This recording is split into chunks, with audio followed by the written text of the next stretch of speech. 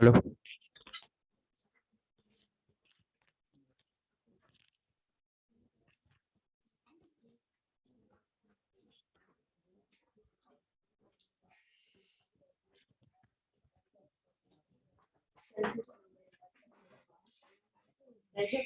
अपनी तारीफ करते हैं।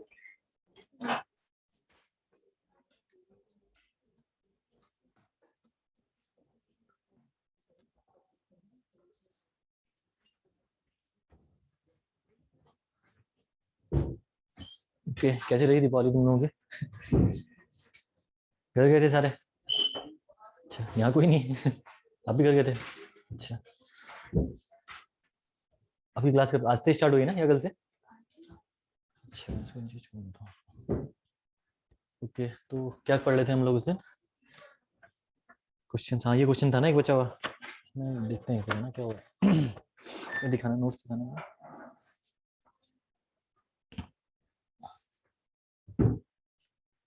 प्रिंसिपल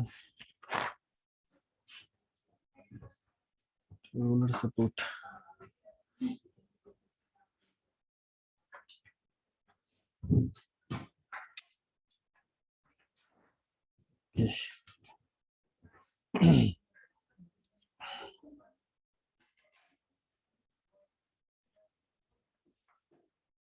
यहाँ पे हो रखा है RR 4 लिख दिया ना इसका हमने, तो 4 ले लिया था इसका हमने। ये 1 होगा ना RR।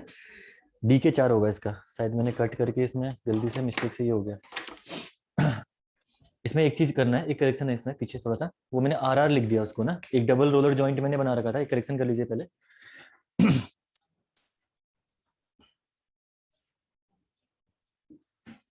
ये जॉइंट था ना, यहाँ मेंबर कनेक्टेड था इसके, है ना, कुछ ऐसे ही था जॉइंट।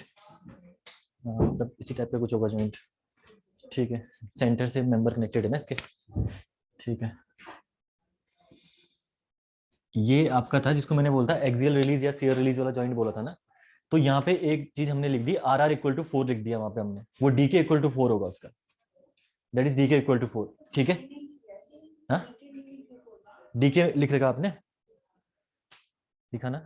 आपने RR कैसे लिख दिया? RR एक्चुअली मुझे जितना याद है मैंने RR जैसा कर दिया था शायद वहां पे ना, DK।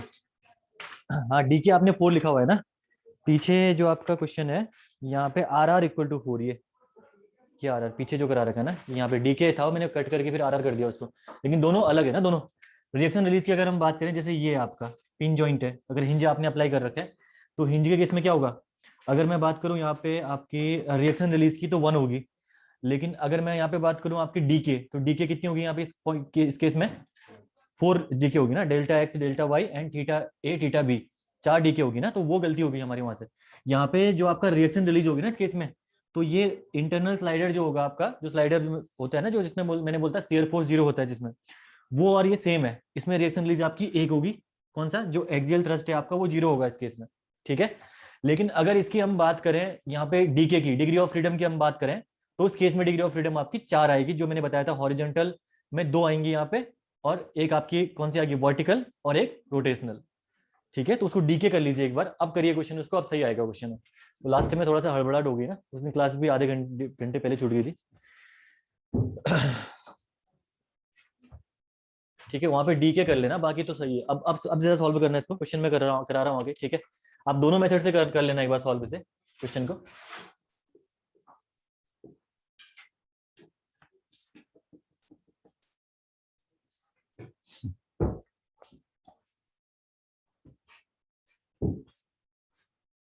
इसके अलावा किन्हीं क्वेश्चनों में दिक्कत तो नहीं आई घर में? लगाया किसने, या पटाखे फोड़ने में थे?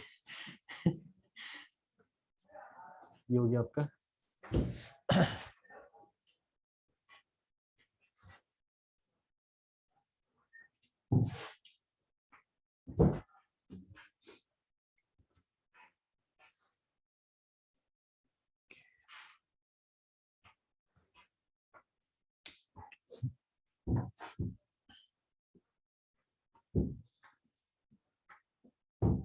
ये क्वेश्चन है ना, बाकी तो कुछ था नहीं इसमें।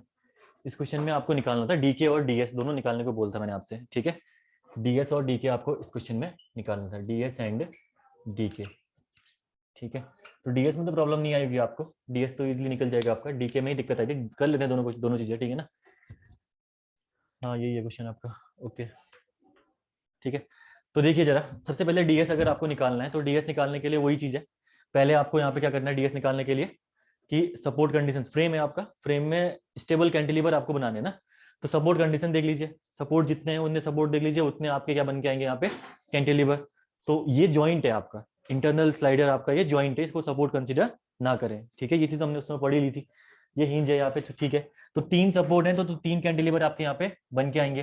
तो कट कितने लगेंगे यहाँ पे आपके, कितने कट, 2 ही कट लगे होंगे ना यहाँ पे, एक तो कट आप यहाँ पे ले लीजिए, एक कट आप यहाँ पे लगा दीजिए। देखिए 3 कैंटिलीवर बन गए यहाँ पे, कोई क्लोज्ड लूप भी नहीं बचा यहाँ पे, ठीक है। पिछला याद है, थोड़ा रिवाइज कराऊं, पिछले जो हमने पढ़ा था, पिछले क्या पढ़ा, तो लास्ट टाइम हमने डिस्कस किया था, यस, तो लास्ट टाइम हमने डिस्कस किया था, सबसे पहले हमने निकाला था एक्सटर्नल इंडिटर्मिनेसी, ठीक है। एक्सटर्नल इंडिटर्मिनेसी हमारी निकली थी R - S से, है ना, बीम के केस में, और फ्रेम के केस में और ट्रस के केस में, तीनों के केस में आपकी सेम थी एक्सटर्नल इंडिटर्मिनेसी, ठीक है। दूसरा हमने यहाँ पे पढ़ा, उसके बाद हमने पढ़ा इंटरनल इंडिटर्मिनेसी, और हमने पढ़ा था कि बीम के केस में तो इंटरनल होती नहीं है, क्योंकि एक्सटर्नल से अगर आपने सपोर्ट रिएक्शंस निकाल दी तो इंटरनल की रिक्वायरमेंट उसके बाद आपको नहीं पड़ेगी, आप सारे इंटरनल फोर्सेस निकाल सकते हो by help of the support reactions only, ठीक है, ये चीज हमने डिस्कस करी।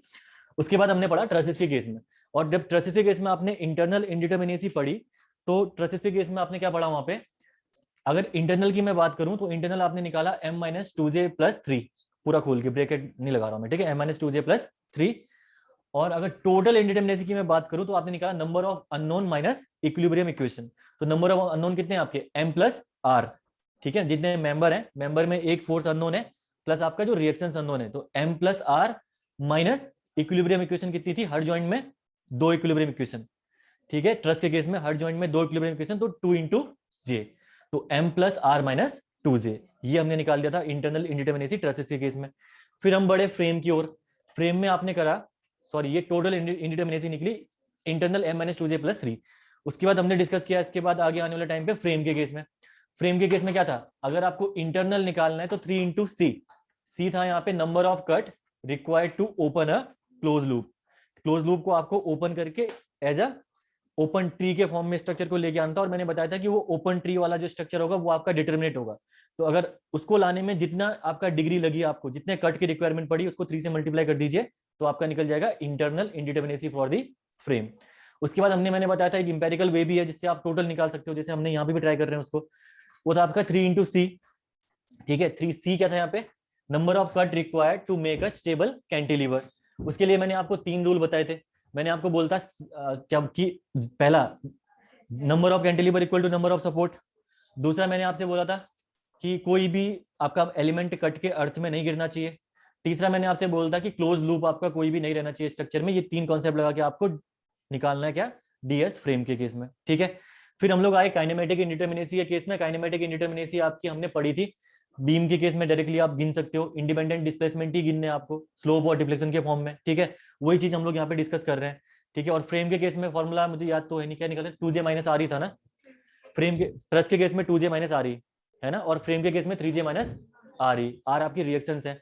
उसके बाद अगर एक्सटेंसिबल है तब तो ये फॉर्मूला चलेगा, अगर इनएक्सटेंसिबल है तो नंबर ऑफ मेंबर घटा दीजिए, रिएक्शन रिलीज घटा दीजिए, उसमें से रिएक्शन रिलीज जोड़ देना उसमें, ठीक है। तो ये चीजें थी आपकी करनी, जो आप कर रहे थे यहाँ पे, ये चीज अभी हम करेंगे भी डिस्कस यहाँ पे इन चीजों को, तो ठीक है, पुराना वाला चीजें मैंने बता दिया आपको, चलो ठीक है। अब देखिए ये क्वेश्चन में अभी हमने करा था, ये क्वेश्चन में आपका प्रॉब्लम आई थी इस वाले सपोर्ट में, यहाँ पे RR और DK हमने कर लिया था एक ही, ये DK अलग है वहां पे, ठीक है, हमने जो RR कर रखा है पीछे जॉइंट में उसको आप DK कर लेना, जो आप लोग आर के अभी पीछे खोलना इसको, हाँ ये वाला RR लिखा हुआ है ना हमने, इसको DK कर लो, ये DK = 4 है, RR कितना होगा इस केस में, ओनली 1, ठीक है। इंटरनल स्लाइडर के केस में RR 1 होगा, पहले के क्लास में मैंने करवा रखा आपको ये चीजें शायद, जितना मुझे याद है, ठीक है ना, तो RR आपका 1 होगा, DK और RR थोड़ा डिफरेंट है, वो चीज हमने एक ही कर ली, इसकी वजह से क्वेश्चन गलत हुआ था यहाँ पे।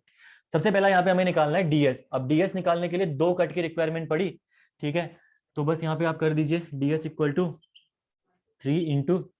3 × 2 माइनस, अब जो आपके रिएक्शंस हैं, जो कि आपने एक तो आपने इसको फिक्स मान लिया था, इसको फिक्स मान लिया था, ठीक है, जो रिएक्शन आपने एक्स्ट्रा ऐड करी उसको घटा दीजिए, ठीक है, तो यहाँ पे -1 ना, हिंज है, दोनों में -1, हाँ दोनों में -1 के दोनों में 2 जगह, दोनों में -1 ठीक है, ये हो गया।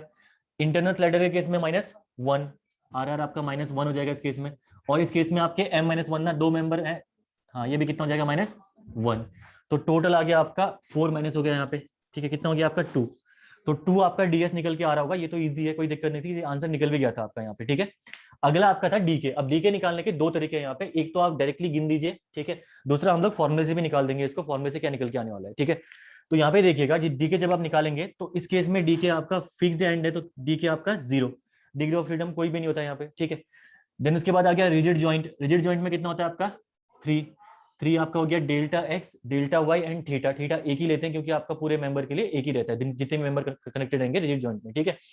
उसके बाद है आपका ये इंटरनल स्लाइडर, इसके केस में डीके की वैल्यू होती है 4, ठीक है, यही आपको ध्यान रखना था। यहाँ हमने 1 रख रहे थे हम लोग वहां पे, क्योंकि मैंने आर आर इक्वल टू वहां पे लिखा दिया था ना 4, तो आर आर इक्वल टू 4 लिखा दिया था, तो वो गलती हो रही थी हमारी यहाँ पे। आर आर और डीके आपके दोनों डिफरेंट है, ठीक है।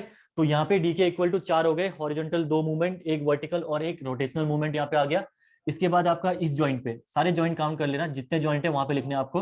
Rigid joint again DK equal to 3। अब ये पिन ज्वाइंट देखिए, इसमें आपके 4, क्योंकि delta X, delta Y and theta A theta B, ठीक है, अलग अलग होंगे यहाँ पे। अब पिन ज्वाइंट के केस में ये हो गया डीके इक्वल टू 4, देन यहाँ पे DK equal to 3, again 3 DK equal to. उसके बाद कौन सा, 2 ज्वाइंट और बचे आपके, इन दोनों ज्वाइंट में इसमें डीके इक्वल टू कितना होगा 1 only, summation of movement equal to 0 सिर्फ और सिर्फ, और यहाँ पे डीके इक्वल टू 1, ठीक है। Degree of freedom in supports में आपकी 1 होगी। बाकी अब आप काउंट करना यहाँ पे डीके कितना आया, देखिए डीके दूसरा ये होगा पहला, डीके व्हेन एक्सटेंसिबल, जब सारे मेंबर्स आपने एक्सटेंसिबल करे, यानी किसी भी मेंबर को आपने रिजिड नहीं कर रखा है अभी, एक्सियली रिजिड नहीं करा हुआ है, तो इस केस में आपका डीके कितना निकल गया, टोटल का काउंट करना 19 ना, 19 आपका डीके निकल के आ गया, ठीक है, 19 डीके निकल गया। देन उसके बाद DK when extensible, DK when inextensible, when inextensible, members आपके इनएक्सटेंसिबल हैं, जब टेंसिबल, जब मेंबर्स इनएक्सटेंसिबल है तो उस केस में क्या बोलता है मैंने, 19 माइनस नंबर ऑफ मेंबर्स को काउंट कर लीजिए, जितने नंबर ऑफ मेंबर्स आपके आएंगे वो आपको बैठा देना है इसमें, ठीक है। तो 1 2 3 4 5 6 और 7, तो ये हो जाएंगे आपके 7, इसमें घटा दीजिए, तो ये आ गया आपका कितना 12, इतना ही आ रहा था आंसर। तो 12 इसका आंसर आ रहा था, ये इसका आंसर हो गया अगर आप डायरेक्टली करते हो तो, ठीक है। फॉर्मूला लगाने में थोड़ा सा क्या होता है, फॉर्मूले में थोड़ा सा कॉम्प्लिकेशन आ जाते हैं, फॉर्मूला याद करना पड़ता है, ये करना पड़ता है, तो ये इजी पड़ता है, इसीलिए मैंने आपको डायरेक्टली वाला ये बता रखा है। कर भी लेते हैं फॉर्मूले से भी, कोई दिक्कत नहीं, ठीक है। फॉर्मूले से अगर आप इसको सॉल्व करेंगे, ठीक है, ऑल्टरनेटिवली अगर आप इसको देखेंगे, सेकेंड अप्रोच देखो, ऑल्टरनेटिव अप्रोच तो ये हुई, ठीक है ना, सेकेंड अप्रोच,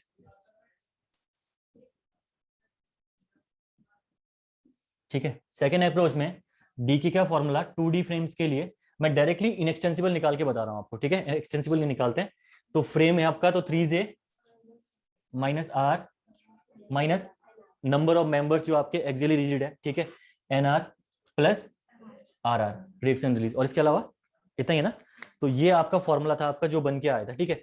बस यहाँ पे आप रखने आपको, देखिए 3 इंटू नंबर ऑफ ज्वाइंट्स आपके कितने हैं, 1 2 3 4 5 6 7 8 नंबर ऑफ ज्वाइंट्स यहाँ पे आपके अवेलेबल है, ठीक है। 8 ज्वाइंट माइनस R, रिएक्शंस आपकी कितनी हो गई यहाँ पे 3 2 2, हाँ 7, ये होगी आपकी 7 माइनस NR आपके कितने हो गए 7 मेंबर्स है ना, ये 7 मेंबर्स हो गए, प्लस RR रिएक्शन रिलीज अब आपको लिखनी है यहाँ पे। तो रिएक्शन रिलीज देखिए 2 जगह होंगी, एक ये, ठीक है।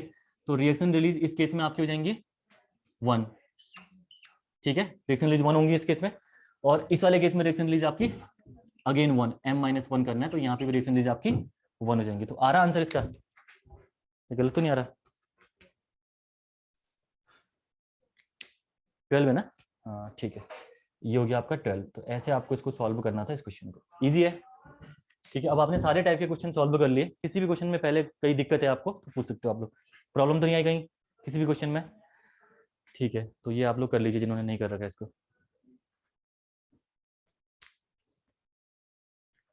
ठीक है। तो अब ऑलमोस्ट जितने क्वेश्चन आपके टाइप के थे हमने सारे कर ही लिया, एक क्वेश्चन 2 क्वेश्चन यहाँ पे और रह रहे हैं, छोटे छोटे क्वेश्चन, इन क्वेश्चनों को भी देख लेते हैं, ठीक है।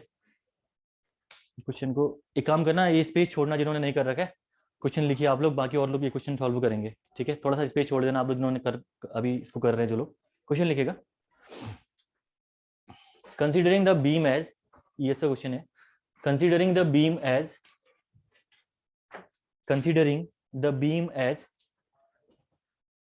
axially rigid,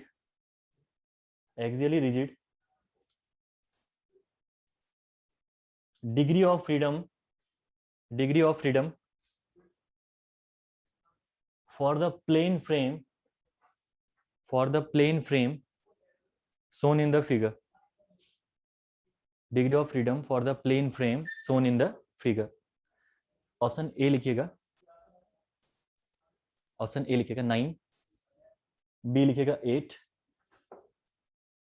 सी 6 और डी 7 और आपका फ्रेम जो आपको इन्होंने दे रखा आपको बनाने के क्वेश्चन में, ये फ्रेम दिया हुआ है, ठीक है, सिंपल सा फ्रेम है, जरा इसका आंसर निकाल के बताइएगा मुझे, ठीक है।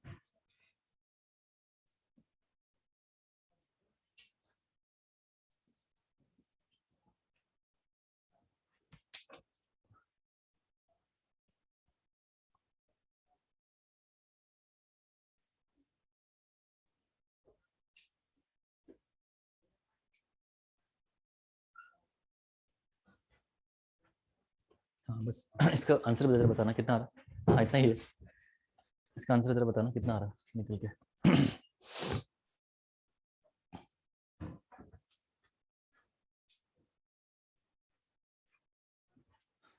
बाकी ये लोग करिए, इसका क्वेश्चन इस वाला क्वेश्चन कर लीजिए बाकी। और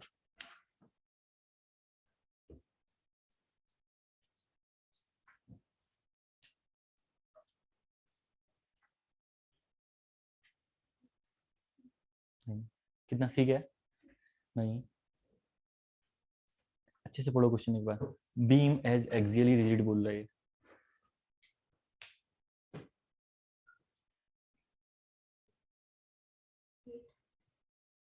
सही है, गुड। हाँ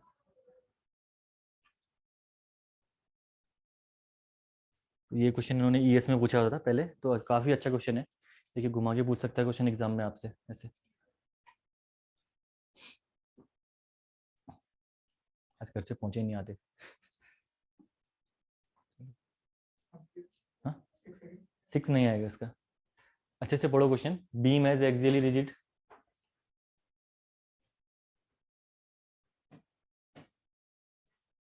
ठीक है। अब लास्ट टॉपिक बचा हुआ इसके बाद स्टेबिलिटी वाला, बाकी आपका पहले यूनिट कंप्लीट हो गई अब, ठीक है ना।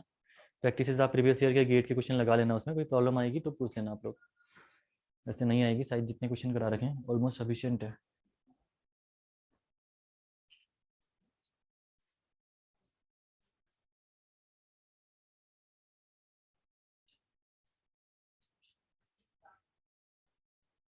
इसको इरेज कर दूं, ये हो गया लेफ्ट साइड वाला सबका, ठीक है।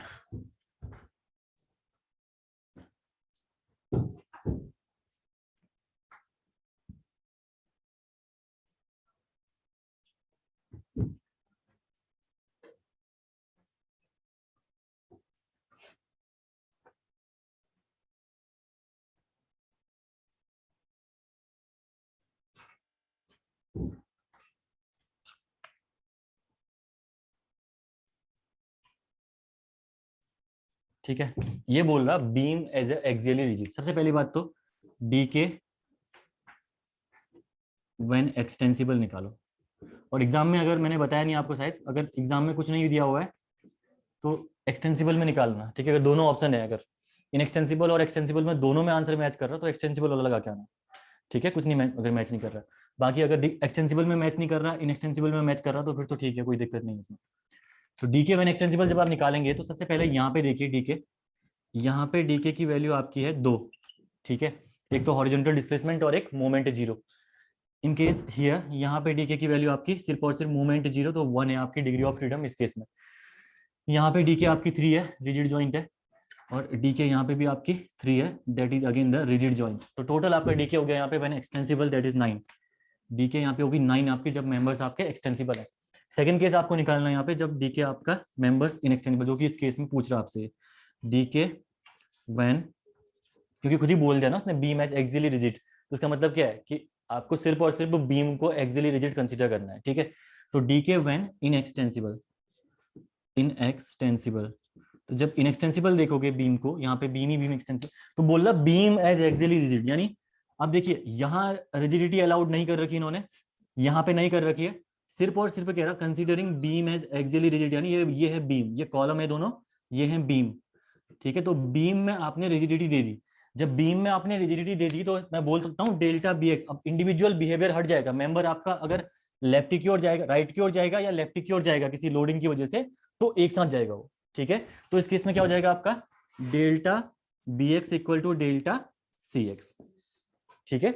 अगर एक्सियली रिजिड हो गया मेंबर तो आपका delta B x equal to delta C x, तो इस केस में आपका 9 तो है ही, ठीक है। और एक आपने डिस्प्लेसमेंट क्या कर दिया यहाँ पे, उसको नेग्लेक्ट कर दिया, ठीक है। पहले ये delta B x is not equal to delta C x था, तो तब आपने क्या करा था, अलग अलग कंसिडर किया था, लेकिन अब यहाँ पे आपका ये इक्वल हो गया, तो ये अननोन नहीं रहा, ठीक है। नंबर ऑफ इंडिपेंडेंट डिस्प्लेसमेंट में ये अननोन डिस्प्लेसमेंट नहीं रहा, तो इसको आप क्या कर दीजिए, 9 में से 1 को माइनस कर दीजिए, तो ये हो गया आपका 8, ठीक है। तो इजी सा क्वेश्चन है, अगर कॉलम को भी करता तो कॉलम करने में तो फिर वो क्वेश्चन सेम ही बन गया जो हमने इससे पहले कर रहे थे क्वेश्चन, ठीक है।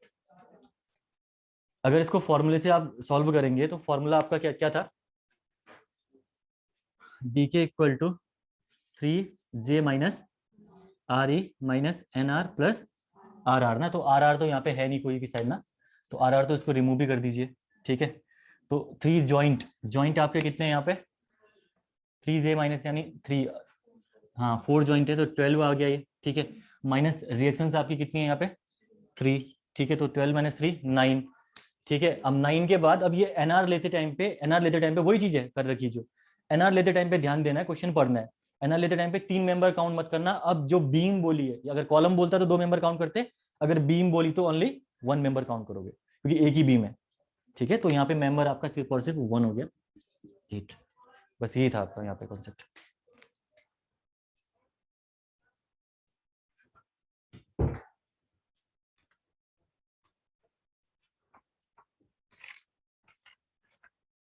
बाकी तो क्वेश्चन बना ही लोगे आप लोग ना, इजी है। इसके अलावा बहुत क्वेश्चन प्रैक्टिस कर लिए हमने, अब शायद अब एक्स्ट्रा रिक्वायरमेंट नहीं है। बाकी कोई क्वेश्चनों में अटकोगे फिर बताना आप लोग, ठीक है। ये हो गया आपका कंप्लीट। इसके बाद नेक्स्ट हेडिंग डालेगा अब स्टेबिलिटी ऑफ स्ट्रक्चर। अब यहाँ से क्वेश्चन आने के चांसेस रहते हैं अगर एग्जाम में 2 पेपर देने जाओगे तो। स्टेबिलिटी ऑफ स्ट्रक्चर, ठीक है। 2 स्टेबिलिटी होती है आपके, एक तो एक्सटर्नल स्टेबिलिटी और दूसरी होती है आपकी इंटरनल स्टेबिलिटी, ठीक है। हटा दो, ठीक है, ठीक है। अब लास्ट टॉपिक है इसका, आपका लास्ट पार्ट फर्स्ट यूनिट का, that is the stability of structure.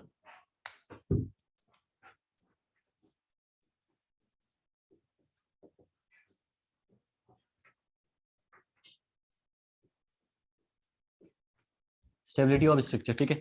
2 type की स्टेबिलिटी होती है आपकी, एक होती है that is the external stability, external stability,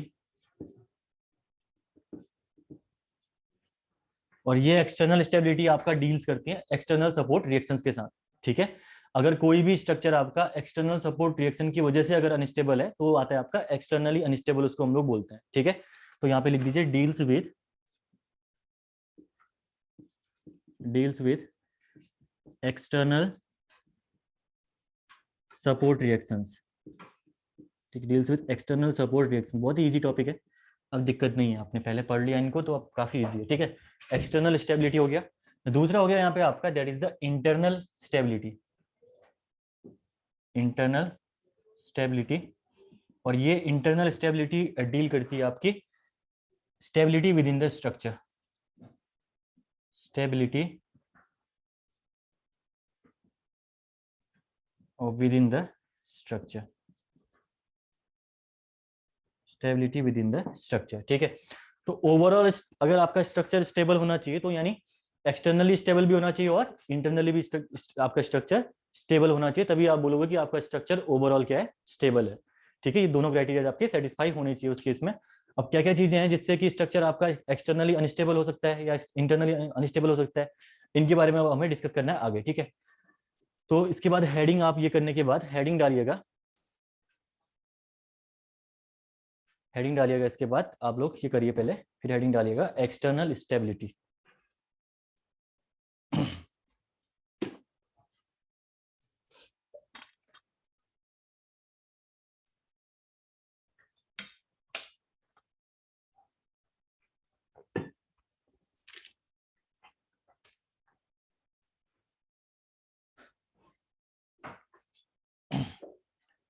external stability में लिखिएगा, इसमें पहले पॉइंट लिखते हैं फिर समझते हुए आगे करते हैं काम इसमें, ठीक है। सबसे पहले तो ध्यान रखना है आपको कि नंबर ऑफ रिएक्शंस की कितनी रिक्वायरमेंट है स्ट्रक्चर को स्टेबल होने के लिए। मिनिमम 3 रिएक्शन होनी चाहिए। अगर स्टेबल स्ट्रक्चर होगा नहीं होगा बात की बात है, लेकिन मिनिमम 3 रिएक्शन आपकी होनी ही चाहिए, तब जाके स्ट्रक्चर आपका स्टेबल होने के लिए आप आगे चेक करोगे। अगर कहीं पे भी अगर आपके 2 रिएक्शन है तो इसका मतलब स्ट्रक्चर आपका पहले ही अनस्टेबल है। अब कौन सा अनस्टेबिलिटी आएगी वहां पे वो भी डिस्कस करते हैं थोड़ी देर में, ठीक है। पहले इसको लिखिए इसमें, for structure to be stable, for structure to be stable, for structure to be stable, externally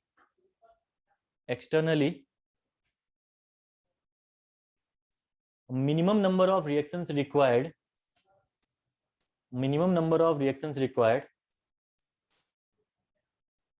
equal to 3, equal to 3।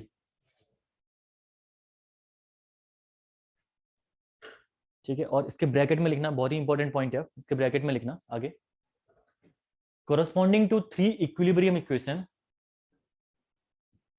corresponding to 3 equilibrium equation,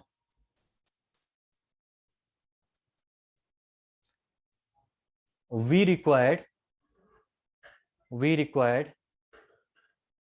a minimum of 3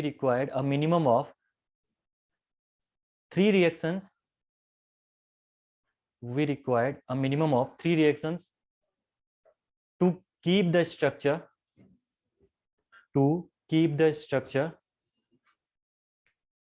in stable condition,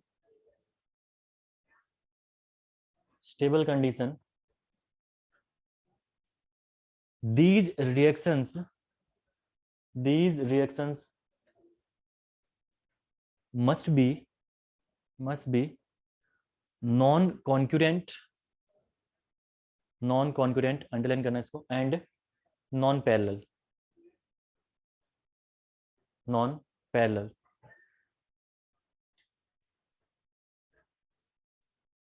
ठीक है।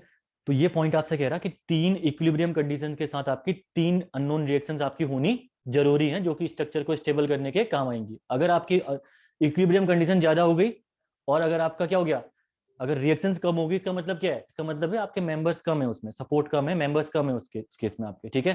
तो इससे आपका स्ट्रक्चर अनस्टेबल हो जाएगा, ठीक है। और बोल रहा है जो 3 रिएक्शंस होंगी ये आपकी नॉन कॉन्करेंट और नॉन पैरेलल।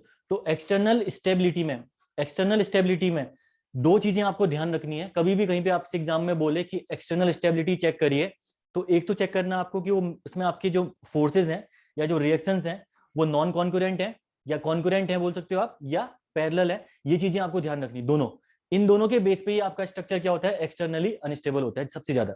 या तीसरा कंडीशन, 3 कंडीशन बनती है। पहला तो कॉन्करेंट हो सकते हैं फोर्सेस सारे, अब होंगे क्या भी बताता हूँ, कॉन्करेंट और पैरेलल, ठीक है। पहला तो हो सकता है कॉन्करेंट, दूसरा हो सकता है पैरेलल, या तीसरा हो सकता है आपका इक्विलिब्रियम इक्वेशन से आपकी जो रिएक्शंस हैं वो कम हो सकती है। ये 3 क्राइटेरिया बनते हैं। अगर ये 3 क्राइटेरिया में आपका स्ट्रक्चर फेल हो रहा, यानी वहां पे एक्सटर्नल अनस्टेबिलिटी अकर कर जाएगी किसी भी स्ट्रक्चर में, ठीक है। तो इसके नीचे पहला पॉइंट लिखिए पैरेलल के बारे में, उसको मैं समझाता हूं उसके बाद। If 3 reactions are parallel,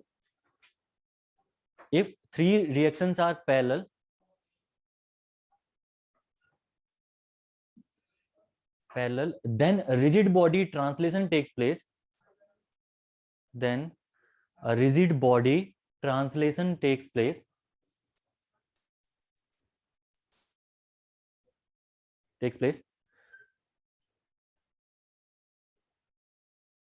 if then full stop लिखना इसके आगे, if the 3 reactions are concurrent,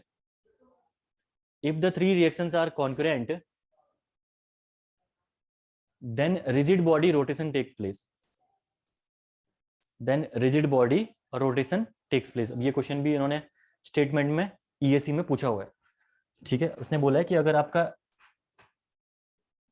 3 reactions parallel होंगी तो उस केस में आपका rigid body translation, if 3 reactions are concurrent then rigid body rotation takes place, ठीक है। तो पहला देखिए एग्जांपल मैं समझाता हूं आपको। पहला जैसे सपोज आपका केस क्या है, ये बन सकता है। देखिए एक तो आपका अगर ये है, ठीक है, हिंज सपोर्ट है और आपका यहाँ पे रोलर सपोर्ट आपने लगा दिया, तो यहाँ पे भी ऑब्वियसली बात है 3 रिएक्शंस हैं, ठीक है, एक रिएक्शन, दूसरी रिएक्शन और ये तीसरी रिएक्शन, ये समझाने के लिए बना रहा हूँ, उसको मत बनाना अभी। ये 3 रिएक्शंस हैं और इन 3 रिएक्शन में आपका स्ट्रक्चर स्टेबल होता है, यहाँ पे कोई भी रोटेशन नहीं टेक्स प्लेस करेगा, नहीं आपका ट्रांसलेशन टेक्स प्लेस करेगा, ठीक है। क्योंकि देखिए अगर ट्रांसलेशन के लिए ये मूवमेंट करना स्टार्ट करेगा, अगर हॉरिजॉन्टल कोई लोड लग रहा है यहाँ पे, तो जो ये रिएक्शन है, ये रिएक्शन को क्या करेगी, स्टेबिलिटी देगी। जो हॉरिजॉन्टल रिएक्शन है इसको ट्रांसलेट करने नहीं देगी, ठीक है। यहाँ पे भी 3 रिएक्शन है लेकिन स्ट्रक्चर आपका स्टेबल है। लेकिन क्या हो अगर 3 रिएक्शंस हो और वो 3 की 3 रिएक्शंस आपकी पैरेलल हो, ठीक है, यानी ये रिएक्शन है, ठीक है, और ये रिएक्शन आपकी एक हो गई, ठीक है, और एक सपोर्ट में यहाँ पे कंसीडर कर रहा हूँ और ये भी मैं कंसीडर कर रहा हूँ आपका एक रोलर सपोर्ट, ठीक है। अब यहाँ पे भी रिएक्शन आपकी क्या है, पैरेलल है। तो अगर 3 रिएक्शंस हैं, ठीक है, पहला क्राइटेरिया तो ये है कि 3 रिएक्शन है तो स्ट्रक्चर आपका स्टेबल होगा, लेकिन उसमें आपका वो रिएक्शन 3 के 3 आपकी पैरेलल नहीं होनी चाहिए। यानी अगर ये 3 के 3 पैरेलल हैं तो इसका मतलब जैसे ही अब आपका कहीं पे हॉरिजॉन्टल लोड लगा, तो हॉरिजॉन्टल आपका लोड आते ही ये स्ट्रक्चर आपका यहाँ से मूव कर जाएगा, यानी इसमें rigid body translation take place करेगा। इसी को हम लोग बोलते हैं रिजिड बॉडी ट्रांसलेशन, ठीक है। ये स्ट्रक्चर आपका है अनस्टेबल, अनस्टेबल, और अनस्टेबल यानी जियोमेट्रिकली अनस्टेबल बोलते हैं, जियोमेट्रिकली अनस्टेबल। जियोमेट्रिकली अनस्टेबल का मतलब क्या है कि अगर आपकी रिएक्शंस का जो अरेंजमेंट है वो इम्प्रॉपर है, रिएक्शन तो सफिशिएंट है ना, 3 रिएक्शंस तो हैं जिससे कि आपके स्ट्रक्चर स्टेबल हो सकता है, लेकिन हुआ क्या, हुआ ये कि ये तीनों रिएक्शंस आपकी इम्प्रॉपरली अरेंज है, ठीक है। अगर कहीं पे भी अगर आपकी रिएक्शंस इम्प्रॉपरली अरेंज है तो उसका मतलब जो भी स्टेबिलिटी अनस्टेबिलिटी वहां पे आकर करेगी उसको हम लोग बोलते हैं जियोमेट्रिकल अनस्टेबिलिटी, ठीक है। तो ये आपका जो बीम मैंने यहाँ पे बना रखी है ये आपकी है जियोमेट्रिकली अनस्टेबल। तो पहला पॉइंट आपका नॉन पैरेलल का मतलब आपकी तीनों रिएक्शन आपकी पैरेलल नहीं होनी चाहिए, ये पॉइंट है उसका मतलब, ठीक है। इसको बनाइए, देन उसके नीचे लिखिएगा उसके बाद।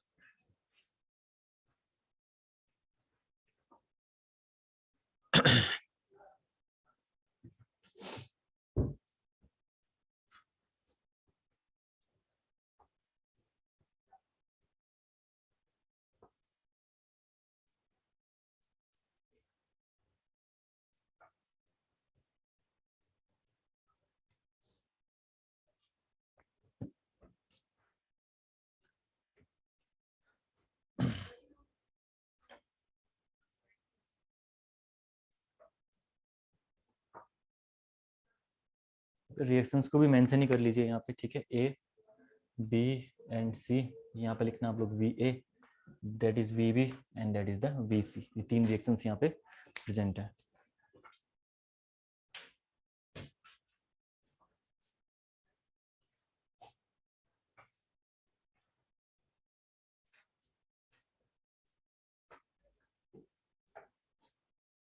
इसी के नीचे लिख लेना इसको, मैं आप इसको करने के बाद इसके नीचे लिखिएगा 3 reactions are present, 3 reactions are present,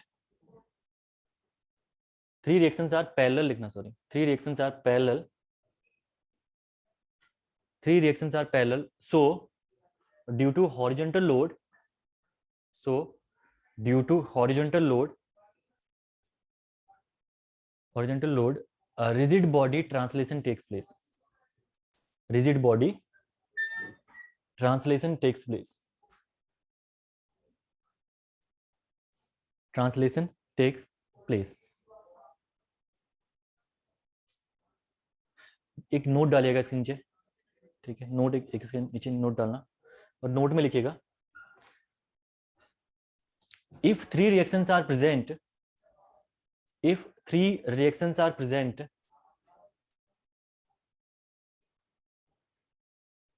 and the structure becomes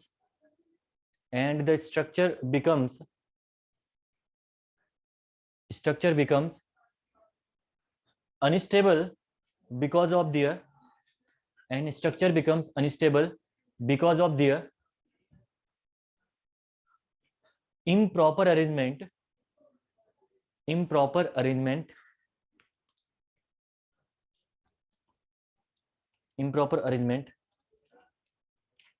then it is called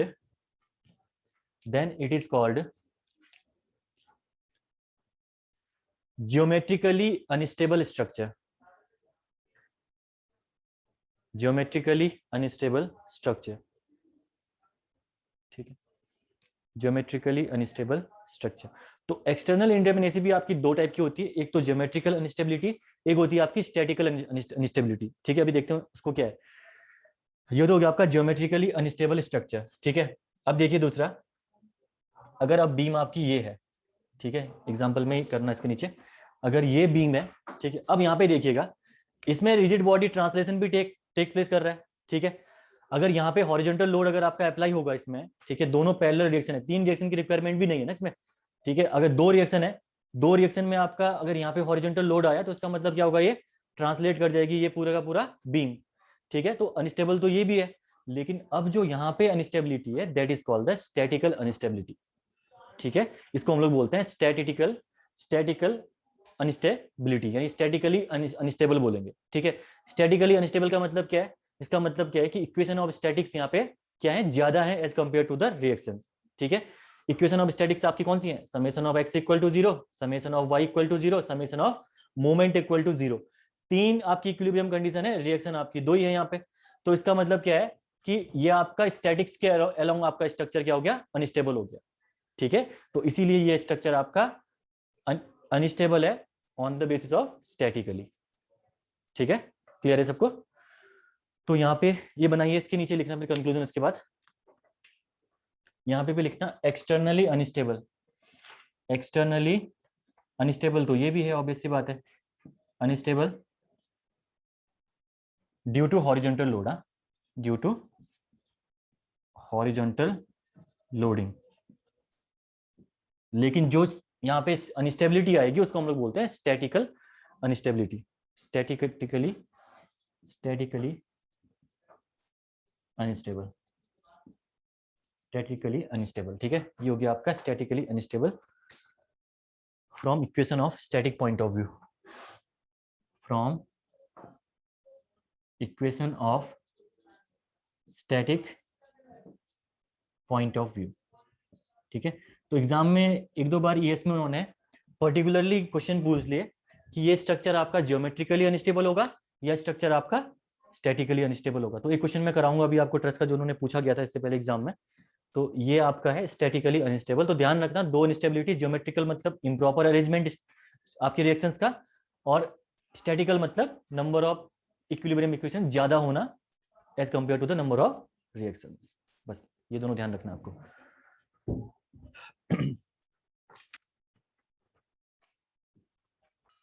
इसमें लिख भी लेना आप लोग ना, इसके नीचे नोट करके लिख लेना, इसके नीचे या कंक्लूजन लिखना, जो लिखना है आप लोग।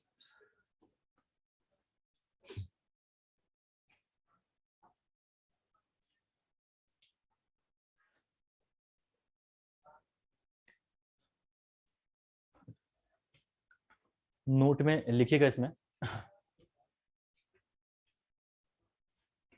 if a structure becomes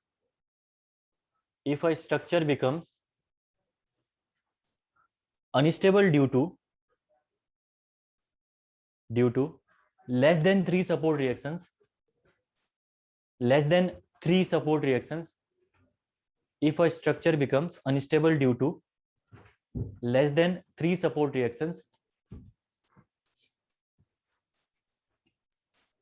then it is called statically unstable structure. Then it is called statically unstable structure. Then it is called statically unstable structure. ठीक है।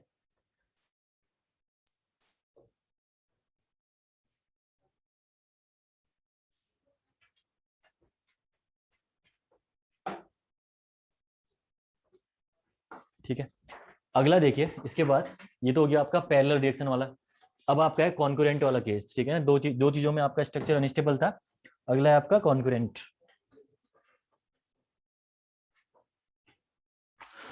कॉन्करेंट में देखिएगा, समझते कैसे हैं सब, एक काम करना, क्वेश्चन के फॉर्म में क्लासीफाई लिख देना इसको, क्लासीफाई, ठीक है। क्वेश्चन को देखते हैं, ये आपका क्वेश्चन है, ठीक है। इसमें जो सपोर्ट्स आपके लगे हुए हैं that is the one support. 3 reactions इसमें भी होंगी आपकी, ठीक है। ये आपका हो गया बी, तो यहाँ पे रिएक्शन आपकी आ गई वी बी। एक आपका सपोर्ट लगा हुआ है कुछ ऐसे, ये सपोर्ट लगा हुआ है एक, ठीक है। और ये हो जाएगा आपका ए। यहाँ पे आपकी जो रिएक्शन आएंगी that is we A, V A, ठीक है। और एक आपका सपोर्ट लगा हुआ है दैट इज यहाँ पे हमने एक सपोर्ट लगा दिया।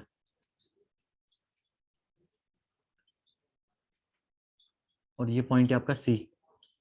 यहाँ पे जो रिएक्शन आएगी आपकी वी सी, ये पॉइंट है आपका डी, डी पॉइंट है, ठीक है। अगर कहीं पे अरेंजमेंट आपको कुछ ऐसा दिखे, ठीक है, तो यहाँ पे जरा देखना, सबसे पहली बात देखना यहाँ पे होगा क्या। सारे के सारे जो रिएक्शंस हैं, देखिए अच्छे से देखना, V A, V B, V C, इनका लाइन ऑफ एक्शन जरा देखिएगा। इसका लाइन ऑफ एक्शन भी आपका किसके अराउंड है, डी के अराउंड। इसका लाइन ऑफ एक्शन भी किसके अराउंड है रिएक्शन का, डी के अराउंड। इसका लाइन ऑफ एक्शन भी किसके अराउंड है, डी के अराउंड। तो मैं कह सकता हूँ यहाँ पे एक कपल प्रोड्यूस होगा moment M due to these reactions, जो कि क्लॉकवाइज नेचर का होगा, और जिससे कि ये आपका बॉडी पूरी की पूरी क्या कर जाएगी, रोटेट कर जाएगी।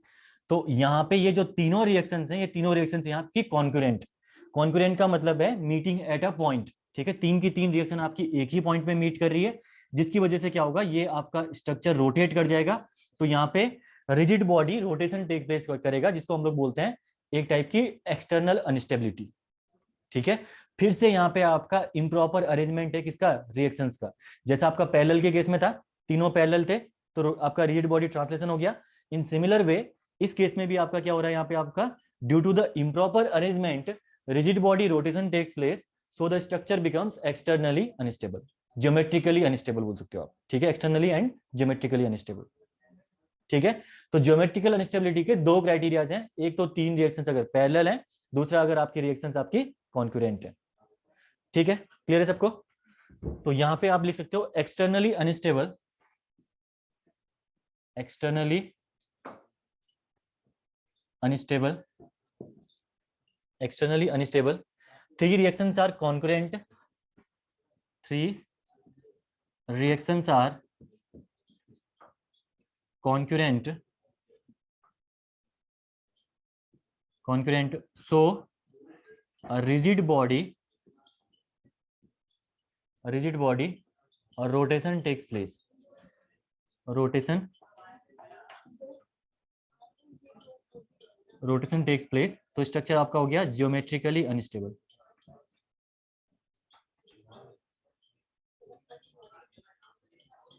स्ट्रक्चर आपका बन गया ये ज्योमेट्रिकली अनस्टेबल, ठीक है। तो बहुत ही इजी सा आपके कॉन्सेप्ट हैं। एक्सटर्नल स्टेबिलिटी आपकी यही थी, ठीक है। आप थोड़ा से क्वेश्चंस इसमें डिस्कस कर लेते हैं सारी चीजों पे, ठीक है।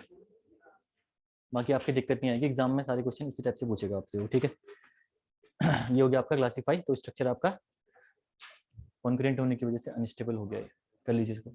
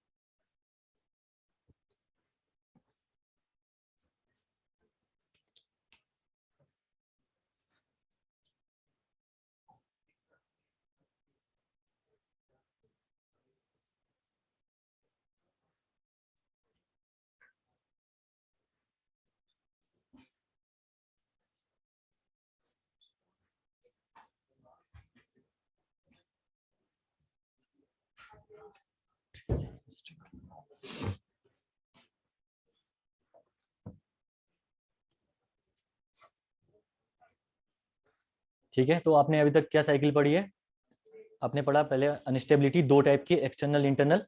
एक्सटर्नल भी दो टाइप की, ज्योमेट्रिकल एंड स्टैटिकल, ठीक है। तो और ये चीजें सारी पढ़ दी कि ज्योमेट्रिकल होगा यानी इम्प्रॉपर अरेंजमेंट, स्टैटिकल मतलब इक्विलिब्रियम इक्वेशन से कम आपकी रिएक्शंस होंगी तब, ठीक है। और एक्सटर्नल में आपकी दो हैं, पैरेलल एंड कॉन्करेंट, ठीक है ना। तो ये चीजें आपको ध्यान रखनी, minimum number of reactions required is 3 for the stability.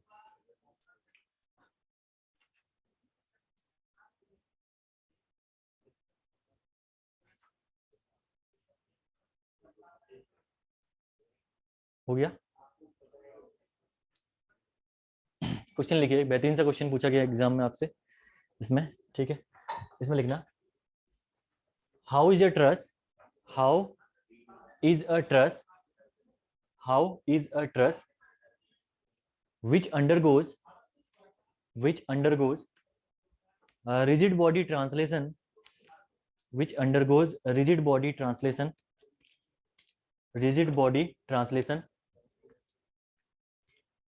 for an arbitrary load, rigid body translation for an arbitrary load classified as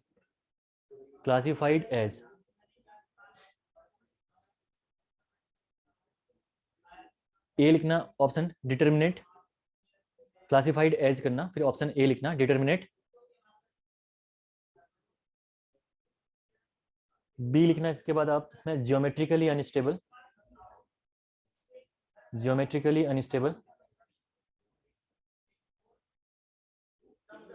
सी लिखिएगा इसके बाद स्टैटिकली अनस्टेबल,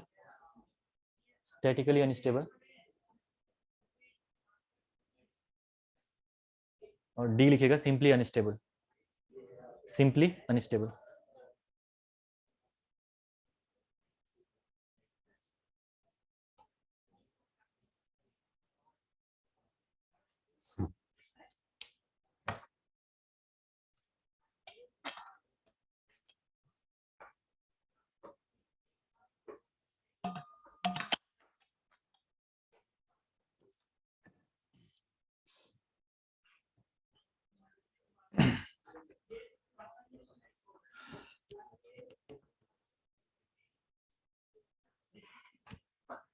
सबसे पहली बात तो इसने हमें मेंशन ही नहीं कर रखा है कि आपको ट्रस कौन सी लेनी है, ठीक है। ये इसमें क्वेश्चन है, ट्रस कौन सी लेनी है मेंशन नहीं कर रखा है।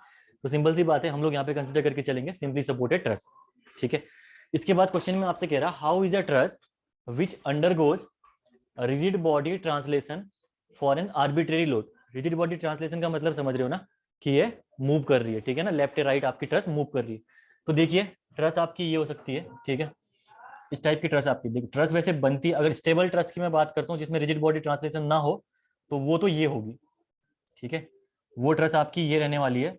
इसमें अगर आप देखोगे तो इसमें अब आपका कोई भी रिजिड बॉडी ट्रांसलेशन अकर नहीं करेगा, आपकी हॉरिजॉन्टल मूवमेंट आपकी पॉसिबल नहीं है क्योंकि इस रिएक्शन की वजह से। लेकिन क्वेश्चन में खुद कह रहा है वो कि आपका रिजिड बॉडी ट्रांसलेशन वहां पे अकर कर रहा है due to the arbitrary load. Load आपको पता नहीं है कौन सा है लोड, ठीक है।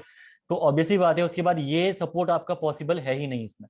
तो सपोर्ट आपका कौन सा पॉसिबल है उसके बाद आपका सपोर्ट यही पॉसिबल है, ठीक है। सिंपली सपोर्टेड आपकी जो ट्रस होगी उसमें सपोर्ट आपका यही पॉसिबल है। अब जरा बता सकते हो मेरे को कौन सी अनस्टेबिलिटी आएगी यहाँ पे? ऑब्वियस सी बात है, स्टैटिकली अनस्टेबल, क्योंकि यहाँ पे आपकी दो ही रिएक्शन है और आपकी इक्विलिब्रियम कंडीशन कितनी होगी अब आपकी? 3, ठीक है। तो इस केस में आपका ये जो ट्रस होगा, that the instability here is the statical instability, ठीक है ना। तो आपको ध्यान रखना है, क्वेश्चन में थोड़ा सा सोच के काम करना है इसमें। बाकी तो इजी सा क्वेश्चन था, ज्यादा टफ नहीं है क्वेश्चन, लेकिन थोड़ा सा सोचना जरूरी है इसमें।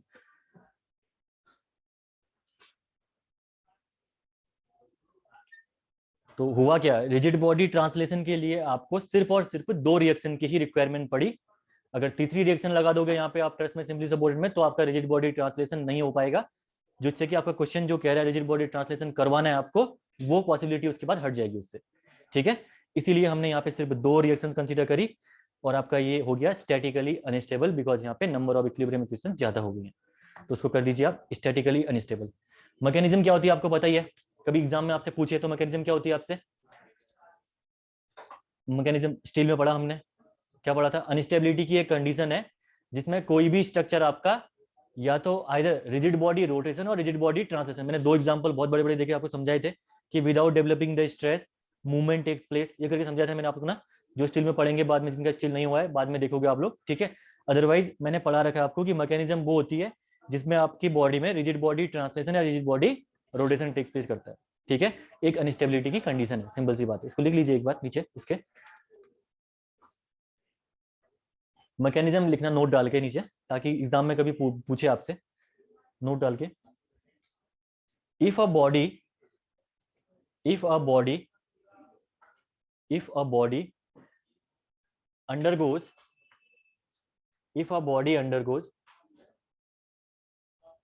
rigid body translation or rotation, if a body undergoes rigid body translation or rotation, then it is called mechanism.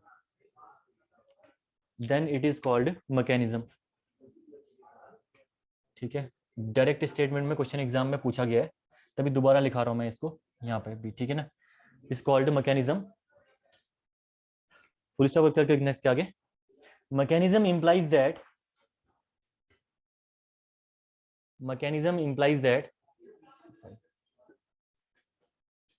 the structure is unstable.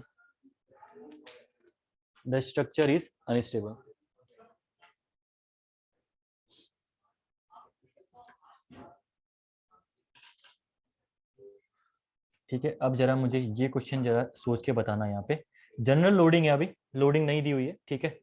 ये आपका स्ट्रक्चर है, ये स्टेबल होगा या नहीं होगा मेरे को बताने का आपको, ठीक है। ये पिन लगा रखे मैंने, ये भी आपका एक पिन है,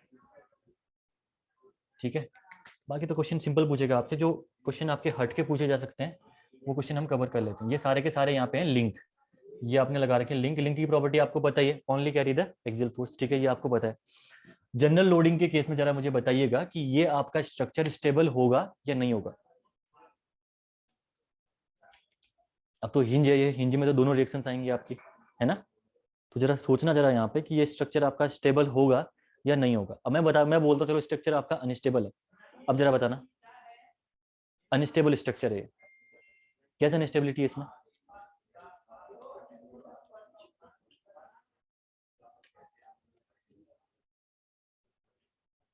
कोई लगाओ दिमाग थोड़ा सा, सिंपल है, ज्योमेट्रिकल अनस्टेबिलिटी है। क्यों? पैरेलल रिएक्शंस हैं, पैरेलल रिएक्शंस आपकी 3 पैरेलल होगी, लेकिन हॉरिजॉन्टल लिंक इसमें, यस, ठीक है। यहाँ पे देखना, ये आपका जो क्लासिफिकेशन होगा ये आपका सही है, ज्योमेट्रिकली अनस्टेबल स्ट्रक्चर है आपका। ध्यान रखना सबसे पहले तो, कभी भी ध्यान रखना कि गिवन लोडिंग के अंदर, अगर लोडिंग अगर आपको दे रखी है तो उस लोडिंग के बिहाफ में आपको चेक करना है कि स्ट्रक्चर आपका स्टेबल है या अनस्टेबल है। अगर लोडिंग दे रखी है तो उस केस में आपका हॉरिजॉन्टल वर्टिकल मूवमेंट ये लगाने की रिक्वायरमेंट नहीं है। गिवन लोडिंग में अगर स्ट्रक्चर स्टेबल है तो उसका मतलब ठीक है, ठीक है। यहाँ पे लोडिंग नहीं दे रखी है तो लोडिंग हम लोग कंसीडर कर रहे हैं जनरल लोडिंग, यानी इंक्लाइन में कोई आपने लोड लगा रखा है थीटा एंगल पे, ठीक है। अब आपको हॉरिजॉन्टली भी देखना है, वर्टिकली भी देखना है कि स्ट्रक्चर आपका स्टेबल है या नहीं है। लिंक की प्रॉपर्टी हमने पहले ही पढ़ रखी है कि लिंक आपका वो होता है जिसमें आपकी सिर्फ और सिर्फ आपकी एक्सियल फोर्सेज होती हैं, ठीक है।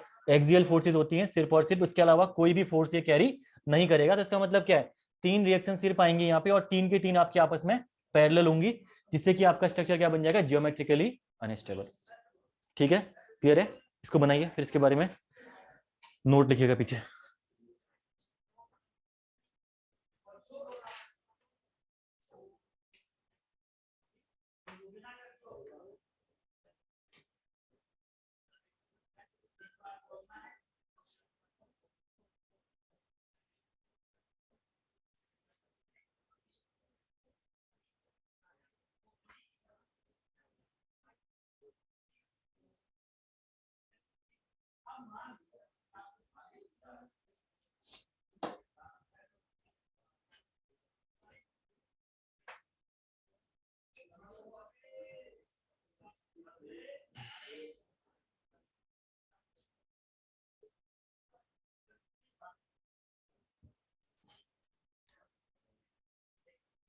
ठीक है, स्टेबिलिटी के क्वेश्चन एग्जाम में आए तो सबसे पहले ध्यान रखना पैरेलल नहीं होनी चाहिए, लाइन ऑफ एक्शन ड्रॉ कर लेना उनका। अगर लाइन ऑफ एक्शन एक पॉइंट में आया तो अनस्टेबल सीधे होगी, ठीक है ना।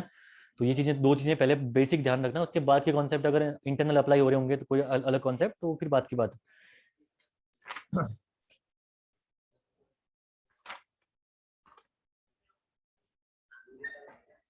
ये हो गया, इसमें जरा लिखिएगा इसके क्यों हुआ ये बोल के, नोट में नोट लिखना, नोट में 1 पॉइंट लिखना, सबसे पहले नोट लिखना, नोट में पॉइंट 1 लिखना। एक्सटर्नली अनस्टेबल स्ट्रक्चर के बारे में बात कर रहा हूं मैं, ठीक है। Externally unstable and geometrically unstable, externally unstable and geometrically unstable, geometrically unstable because three reactions are parallel, because three reactions are parallel,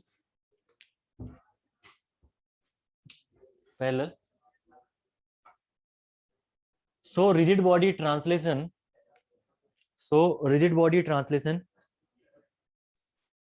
due to horizontal load occurs. So rigid body translation due to horizontal load occurs. Horizontal load occurs. Okay. उसके बाद point में दूसरा point लिखना है इसमें, point में दूसरा point लिखना, बहुत इंपॉर्टेंट पॉइंट है भी, ठीक है. If loading is not given, if loading is not given, then assume general loading. If loading is not given, then assume general loading,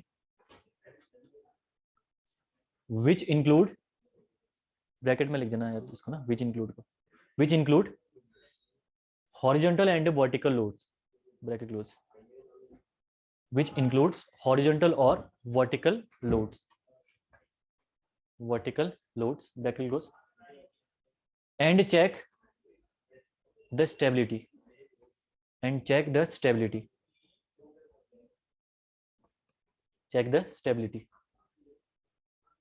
loading is given,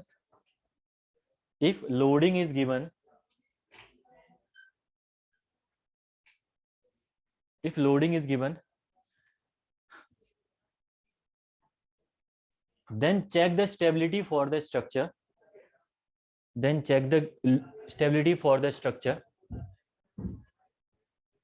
check the stability of the structure for the given loading only,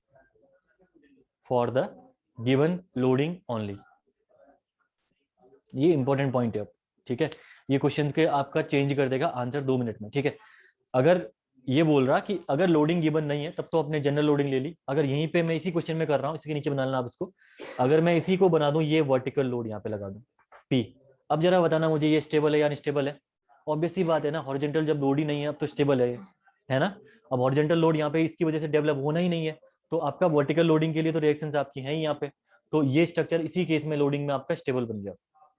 ठीक है ना, तो ये important है आपका, stable structure हो गया इस केस में. अब ये स्टेबल स्ट्रक्चर, ठीक है, स्टेबल हो गया. और अगर आपसे पूछे कि डिटर्मिनेसी भी बताइए हमें इसकी, ठीक है, कभी पूछता है वो, मैक्सिमम क्वेश्चन ऐसे पूछता है कि स्टेबल तो है ही है, अब आपको दिख गया स्ट्रक्चर स्टेबल है, लेकिन अब आप बताइए इसमें हमें डिटर्मिनेसी. तो डिटर्मिनेसी आपकी इसकी क्या होगी, डिटर्मिनेसी देखिए कितनी होगी यहाँ पे. अगर डिटर्मिनेसी निकालेंगे तो डीएस निकालने के लिए यहाँ पे डीएस इक्वल टू हो जाएगा आपका, that is R minus S. R reactions यहाँ पे 3 रिएक्शंस यहाँ पे हैं, माइनस जो इक्विलिब्रियम इक्वेशंस होंगी वो हॉरिजॉन्टल वाली नेगलेक्ट होगी, दो इक्विलिब्रियम इक्वेशन आपकी आ गई, दैट इज 1 डिग्री. तो stable and indeterminate to 1 degree. ये आपको आंसर लगा के आना अगर एग्जाम में ऐसे क्वेश्चन आए तो. 3 पैरेलल लोड है लेकिन उसके बाद भी स्टेबल है. ठीक है ना, तो ध्यान रखना 3 पैरेलल अगर लोड दे रखे हैं अगर आपके रिएक्शंस, तो उस केस में आपको लोडिंग चेक करनी पड़ेगी, लोडिंग कैसी है उसमें. ठीक है, विदाउट हॉरिजॉन्टल लोड आपका ये स्टेबल है स्ट्रक्चर. तो यहाँ पे आर अगर देखोगे तो आर कितनी थी यहाँ पे, आर आपकी है reaction that is V A, ये वी बी और ये वी सी. ठीक है, यहाँ पे हो जाएगा आपका ए बी सी, ये जगह V A V B and V C. और जो इक्विलिब्रियम इक्वेशन यानी एस हमने कंसीडर कर रखी, that is summation of moment equal to 0 and summation of Y equal to 0. Horizontal आपका यहाँ पे कोई लोड है ही नहीं, तो आपका ये 0 हो गया, summation of x equal to 0.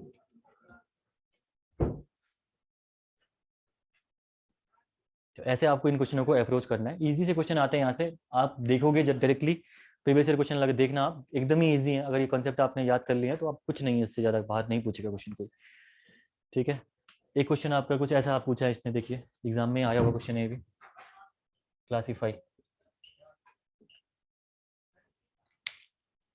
Question देखिएगा,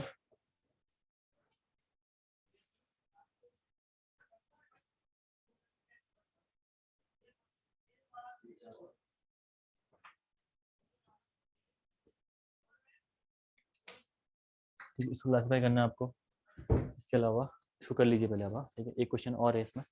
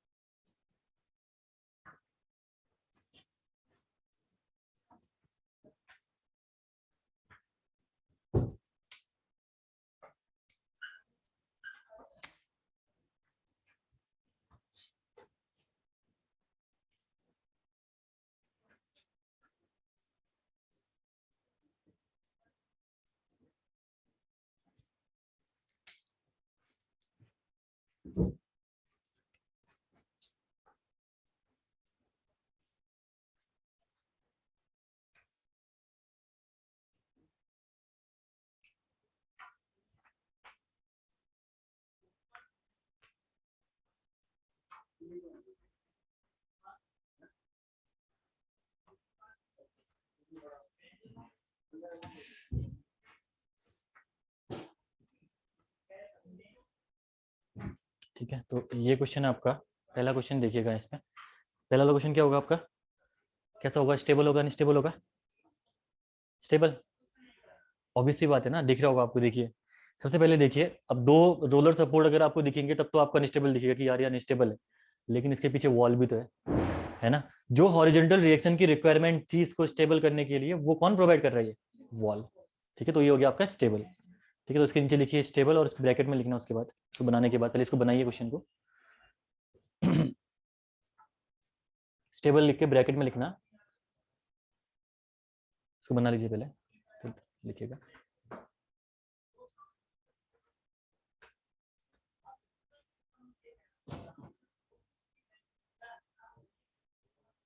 लिखिए ब्रैकेट में इसके, wall gives horizontal reaction, wall gives horizontal reaction, the lack of third reaction, the lack of third reaction, the lack of third reaction is compensated by, is compensated by, is compensated by horizontal reaction by the wall, compensated by the horizontal reaction by the wall। ठीक है, तो ये आपका इसका reason था stability का इस structure में। ठीक है, अगला वाला स्ट्रक्चर देख के बताना, यहाँ पे रिएक्शंस देखना, यहाँ पे कॉन्करेंट पैरेलल आ रही नहीं आ रही, स्टेबल है स्ट्रक्चर या अनस्टेबल है? कॉन्करेंट आ रही है, कहाँ पे आ रही कॉन्करेंट, देखिए जरा स्ट्रक्चर आपकी कॉन्करेंट आपकी कहाँ पे आ रही है? स्ट्रक्चर कॉन्करेंट जैसा बना देगा मैंने, नहीं आ रही कॉन्करेंट, कहीं पे नहीं आएंगी स्ट्रक्चर के अंदर, कहीं पे मीट, अब इन्फिनिट पॉइंट में तो कहीं पे मीट करेंगे ही बाहर जाके, वो स्ट्रक्चर के इनसाइड कहीं पे मीट नहीं करना चाहिए वो पॉइंट। ठीक है, अगर आप देख पा रहे होंगे यहाँ पे, तो इसमें देखिए अगला क्वेश्चन में, यहाँ पे देखिए रिएक्शन अगर आप लगाएंगे यहाँ पे, तो एक रिएक्शन आपकी ये हो गई बी। ठीक है, ये पॉइंट आप कंसीडर कर लेना बी, तो वी बी और एच ए रिएक्शन को लगो यहाँ आगे, चलो छोड़ो, ये आपका सॉरी एच बी और ये हो जाएगा आपका V B. In similar way अब देखिए केबल, अब प्रॉपर्टी केबल की आपने करी रखी है, ओनली एक्सियल फोर्स कैरी करता है ये। ठीक है, तो इसकी वजह से क्या होगा, सिर्फ और सिर्फ इसमें एक ही रिएक्शन आएगी, दैट इज वी ए, कर लीजिए इसको। ठीक है, वी ए, सिर्फ एक रिएक्शन आएगी। अब इन तीनों रिएक्शन को देखिए, पैरेलल तो है नहीं तीनों, तो ऑब्वियसली बात है पैरेलल वाला केस हट गया। कॉन्करेंट वाला भी केस आपका कहीं पे कॉन्करेंट आपका नहीं है, सीधा है, ये आपका क्या है, ये आपका इंक्लाइन में है, तो केबल आपका वर्टिकल, जब लोड यहाँ से ट्रांसफर होगा इसमें, इसमें ट्रांसफर होगा जब लोड यहाँ पे, केबल वर्टिकल रिएक्शन यहाँ देगी, ये वर्टिकल रिएक्शन आएगी, और इसमें आपका ये वर्टिकल लोड ही ट्रांसफर हो रहा है सिर्फ और सिर्फ, तो जो कि आपका कॉन्करेंट नहीं है। ठीक है, कॉन्करेंट आपका रिएक्शन यहाँ पे नहीं है, तो ये स्ट्रक्चर भी आपका स्टेबल है। ठीक है, स्ट्रक्चर आपका क्या है, ये स्टेबल स्ट्रक्चर है। ठीक है, तो ड्यू टू द वर्टिकल आपका जो केबल की लोडिंग की वजह से आपका स्ट्रक्चर आपका स्टेबल है। लिखिएगा इसके बारे में, पहले इसको बनाइए, इसके फिर स्टेबल लिखना इसके आगे, एंड डिटरमिनेट, और डिटरमिनेट तो है ही आपका स्ट्रक्चर, ऑब्वियस सी बात है, ठीक है ना। स्ट्रक्चर डिटरमिनेट तो है ही ना, R माइनस एस। रिएक्शंस आपकी कितनी है, 3 रिएक्शंस। इक्विलिब्रियम इक्वेशन कितनी है, 3। तो स्ट्रक्चर आपका डिटरमिनेट तो है ही, इसको निकालने की रिक्वायरमेंट तो है नहीं। अब पहले इसको बनाइए।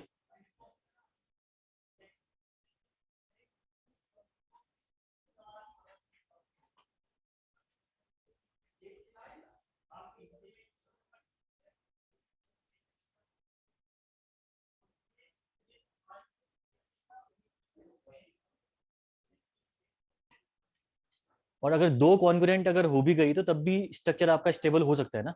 कॉन्ग्रुएंट 3 की 3 नहीं होनी चाहिए, और 3 कॉन्ग्रुएंट तो यहाँ पे है ही नहीं, आप देख लो यहाँ पे, ठीक है ना। अगर आप बोलोगे कि ऊपर वाला कॉन्ग्रुएंट हो भी गया, आगे जाके मिल भी गया, तब भी आपका 2 कॉन्ग्रुएंट तो है ही नहीं इसमें, सॉरी तीसरा कॉन्ग्रुएंट तो होगा ही नहीं, वो तो कहीं और ही जा रहा हो, ठीक है। तो यहाँ पे ध्यान रखना ये चीजें। तो इसके नीचे लिखना stable and determinate, stable and determinate, stable and determinate, bracket में लिखिएगा इसके, स्टेबल एंड डिटरमिनेट करके ब्रैकेट में लिखना। 3 reactions are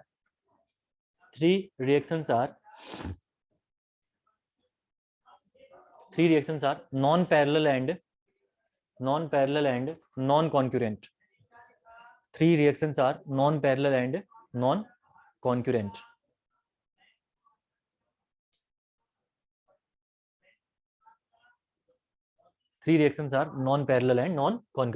ठीक है, क्लियर है सबको।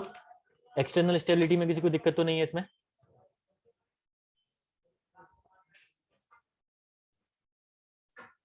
ठीक है, तो अब आपका अगली हेडिंग आएगी, that is the internal stability.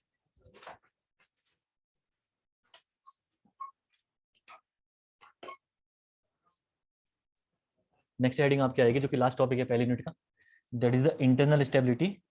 Simple सी बात है, यहाँ पे थोड़ा सा ट्रस्ट के बारे में समझना है, बाकी इजी है, कोई दिक्कत नहीं है, ठीक है। ट्रस्ट के बारे में थोड़ी सी चीजें समझनी है इसमें, 1-2 चीजें बस हो गया। इसमें लिख लेना, इंटरनल स्टेबिलिटी में लिख देना, it deals with stability within the structure, stability within the structure।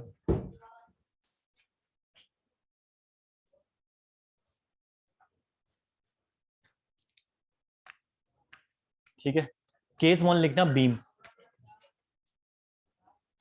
Case 1 आप लोग लिखना। बीम्स के लिए देखते हैं, देखिए बीम्स के लिए इंटरनली अनस्टेबल होने का क्राइटेरिया सिर्फ एक है, अगर कहीं पे भी कोई भी फ्लोटिंग हिंज अगर आपका लगा हुआ है तो, ठीक है।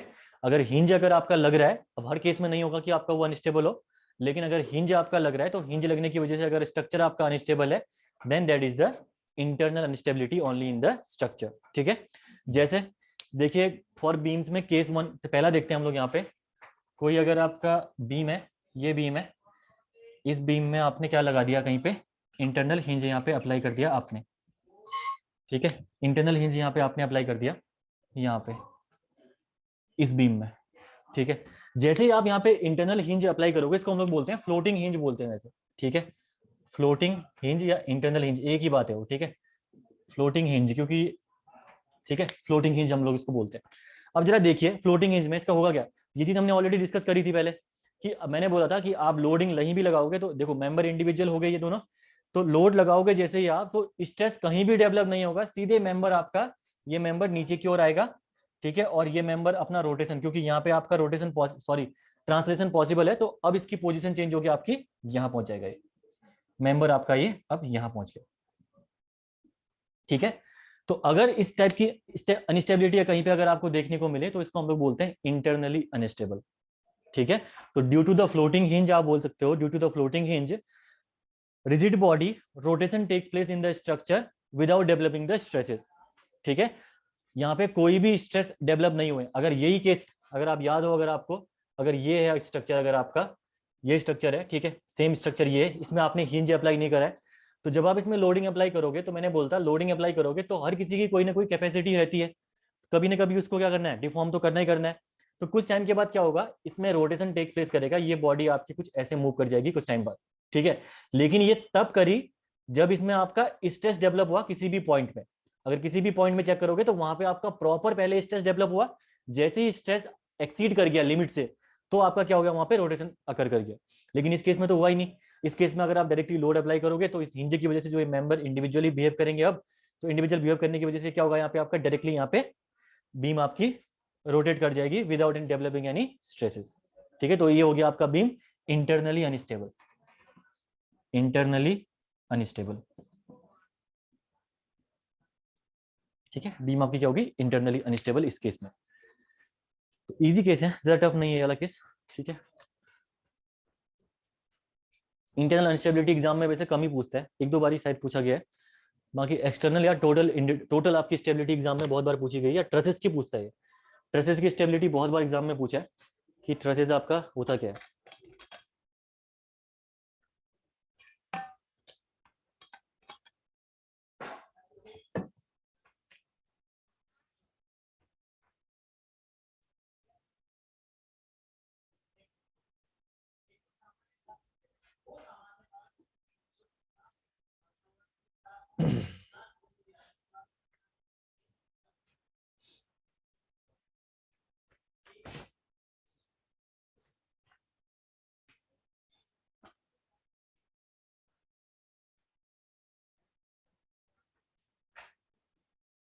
ठीक है, इसमें ब्रैकेट में लिख देना इंटरनल अनस्टेबल, अनस्टेबल के ब्रैकेट में लिखना due to floating hinge, due to floating hinge at C कर देना इसको। ठीक है, पॉइंट सी ले लेना इसको, B C, due to floating hinge at C,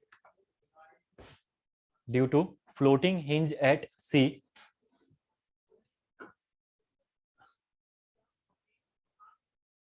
due to floating hinge at C, the segment of the beam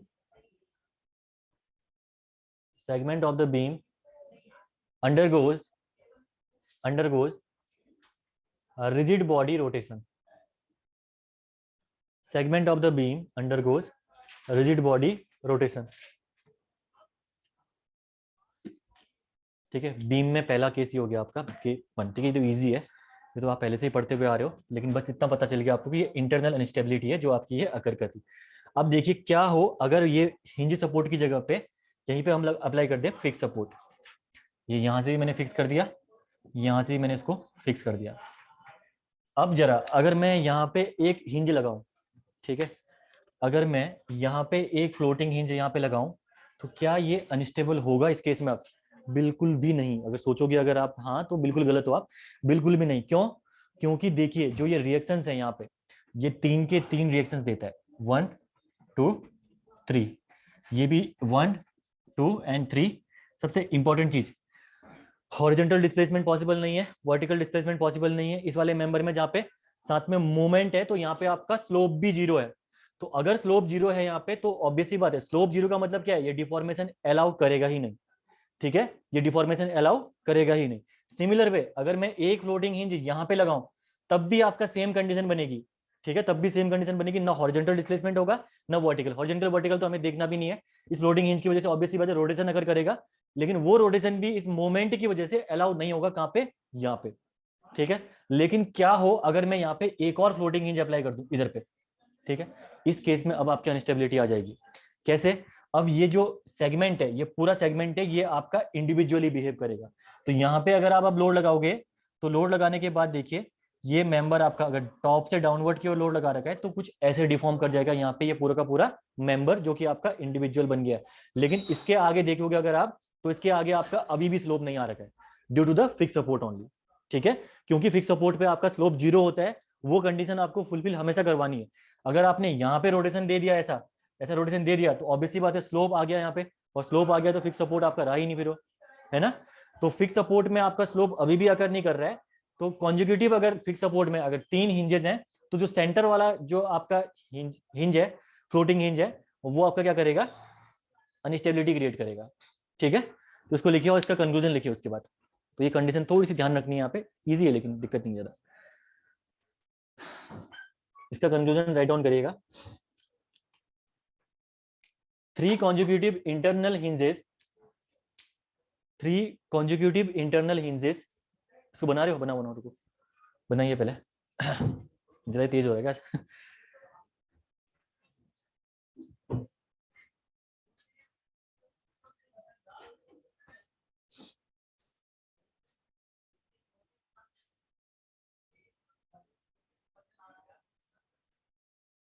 ठीक है, रिएक्शन बनाने का मतलब इतना ही है कि जस्ट मैं बताना चाह रहा था कि स्लोप यहाँ पे 0 है, अदरवाइज रिएक्शन का कोई कॉन्सेप्ट और नहीं है। ध्यान रखना ये चीज कि रिएक्शन क्यों बना दिया, कभी एग्जाम में कभी पहले बाद में देखोगे तो टेंशन में आओगे। तो इसमें लिखना 3 कॉन्जिक्यूटिव इंटरनल हिंजेस, कंक्लूजन में लिखना 3 consecutive internal hinges with central floating hinge with central floating hinge makes the structure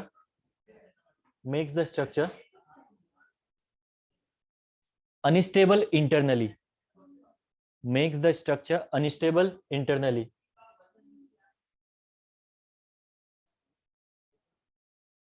unstable internally. लेकिन ये चीज आप ध्यान रखना सिर्फ बीम के केस में वैलिड है। अगर यहीं पे मैं फ्रेम बना दूं, ठीक है, जैसे आप कहीं यहां लगा के ना जाओ कहीं, ठीक है, कॉन्सेप्ट ये फ्रेम है, जैसे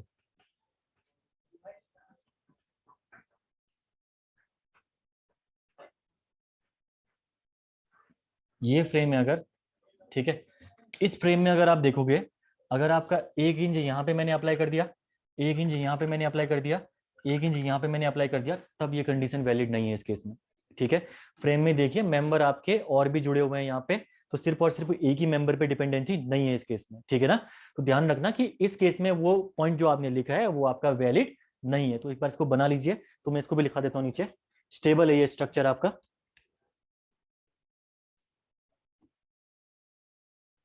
ये पॉइंट आपका A, that is B C, stable structure, stable है ये। ठीक है, कोई भी लोड आए, हॉरिजॉन्टल लोड आए, वर्टिकल लोड आए, क्योंकि आपके सपोर्ट्स यहाँ पे फिक्स सपोर्ट्स हैं, तो आपका स्ट्रक्चर ये स्टेबल रहेगा किसी भी लोडिंग में, जनरल लोडिंग हो या आपकी लोडिंग वर्टिकल हॉरिजॉन्टल कोई भी हो इस केस में, तो स्टेबल है। ब्रैकेट में इसके लिखिएगा इसको बनाने के बाद,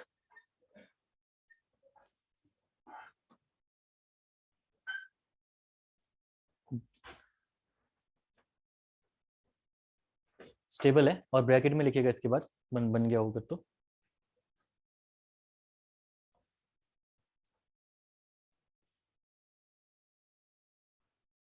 no rigid body rotation, no rigid body rotation, no rigid body rotation in ABC, in ABC member ABC, ठीक है ना, जो मेंबर है ABC, because B is not the floating hinge, because B is not the floating hinge। ठीक है, तो ये concept थोड़ा सा ध्यान रखना है एग्जाम पर्सपेक्टिव।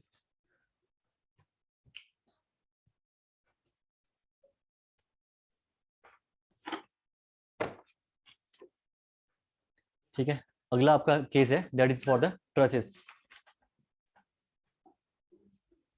नेक्स्ट केस है आपका ट्रसेस। अब यहाँ पे थोड़ा सा ध्यान रखना, ठीक है, ट्रसेस आपका कोई दिक्कत नहीं पे, ठीक है, ट्रसेस आपका अगला केस है।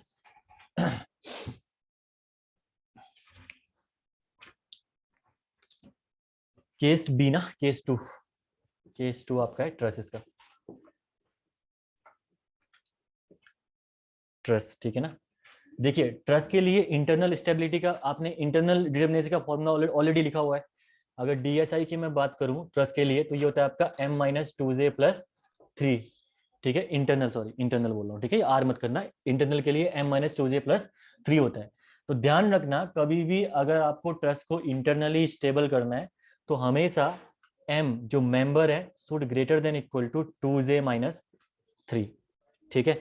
यानी समझ रहे हो आप यहाँ पे क्या लिखा मैंने, ये आपके मेंबर्स हैं, मेंबर जितने मेंबर उतने फोर्सेस, उतने रिएक्शन, ठीक है, उतने फोर्सेस, आपके फोर्सेस जो होने चाहिए वो होने चाहिए greater than the equilibrium equations. ये आपकी इक्विलिब्रियम कंडीशंस तो हैं, that is the equilibrium conditions, equilibrium conditions. अगर कभी भी ये कंडीशन अगर आपने फुलफिल करवा दी कि फोर्सेस आपके ज्यादा हैं, इक्विलिब्रियम कंडीशंस आपकी कम है, तो आपका स्ट्रक्चर क्या होगा, स्टेबल होगा। ठीक है, अगर फोर्सेस कम है, अगर फोर्सेस आपके कम है और इक्विलिब्रियम कंडीशन अगर आपकी ज्यादा है, तो इसका मतलब क्या है, इसका मतलब वही वाली कंडीशन बन गई कि आपके मेंबर अब आपके कम पड़ जाएंगे। ठीक है, कि जैसे आपके मेंबर आपके 9 है लेस देन, और ये 10 हो गए। इक्विलिब्रियम इक्वेशन 10 होने का मतलब क्या है कि एक मेंबर आपका कम पड़ गया है, स्ट्रक्चर आपका इंटरनली अनस्टेबल हो सकता है। ठीक है, ये कंडीशन आपकी नेसेसरी कंडीशन है। ठीक है, ये मतलब ये कंडीशन आपकी सफिशिएंट नहीं, मतलब नेसेसरी कंडीशन तो है, आपको चेक करना ही करना है, लेकिन सफिशिएंट कंडीशन नहीं है कि आपके स्ट्रक्चर को बता दे कि वो स्टेबल है या अनस्टेबल है। ठीक है, अभी दो केसेस हम देख के करेंगे यहाँ पे, जिससे मैं बता दूंगा आपको कि ये कंडीशन कैसे कहीं कहीं पे वैलिड होती ही नहीं है। ठीक है, सिंपल सी बात है, आपने बहुत जगह पढ़ा होगा कि स्ट्रक्चर में स्टेबिलिटी चेक करने के लिए वही तो करते हैं, m equal to 2j-3, m is less than 2j-3, m is greater than 2j-3। ठीक है, यही कंडीशन करनी पड़ती है हमें चेक करने के लिए स्ट्रक्चर में। ठीक है, लेकिन अगर आपका ये कंडीशन फुलफिल हो भी जाएंगी तब भी जरूरी नहीं है कि स्ट्रक्चर आपका स्टेबल ही होगा, अनस्टेबल भी होता है कभी कभी। ठीक है, तो पहले पॉइंट लिखिए फिर समझाता हूं, अभी आप समझ जाओगे प्रॉपरली कहना क्या चाह रहा हूं मैं। लिखना if m is less than 2j-3, if m is less than, ये बना लेना, m is less than 2j-3, then the truss becomes unstable, then the truss becomes unstable, unstable। ठीक है, ब्रैकेट में लिखेगा इसके, it is necessary condition, it is necessary condition, it is necessary condition but not sufficient condition, but not sufficient condition, ये important point है, to make the structure unstable, but not sufficient condition to make the structure unstable। ठीक है, तो ये आपकी sufficient condition नहीं है। अब कैसे सफिशिएंट कंडीशन नहीं है, क्वेश्चंस के थ्रू हम लोग समझते हैं। यहाँ पे 2 क्वेश्चन में कराऊंगा। ठीक है,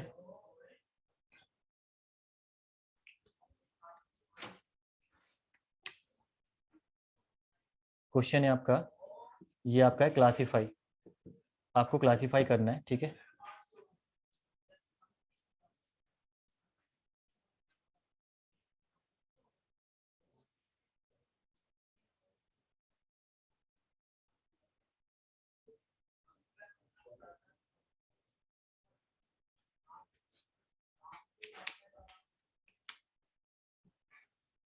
इस स्ट्रक्चर को आपको क्लासीफाई करना है कि ये स्टेबल है या अनस्टेबल स्ट्रक्चर है।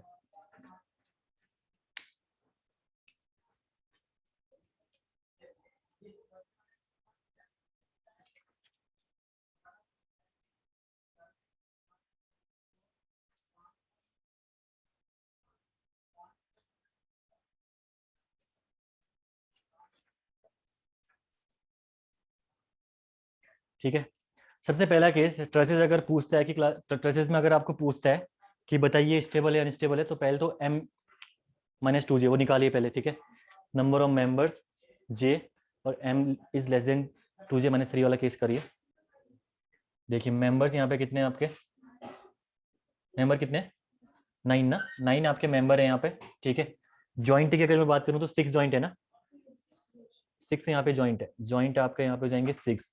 ठीक है, m इक्वल टू 2j-3 कर लीजिए पहले। ठीक है, तो 9 आ गया ये, इक्वल टू 2j यानी 12-3 9, 9 इक्वल टू 9। तो स्ट्रक्चर आपका स्टेबल दिख रहा है यहाँ पे, अगर आप देख पा रहे होंगे तो स्ट्रक्चर आपका स्टेबल है।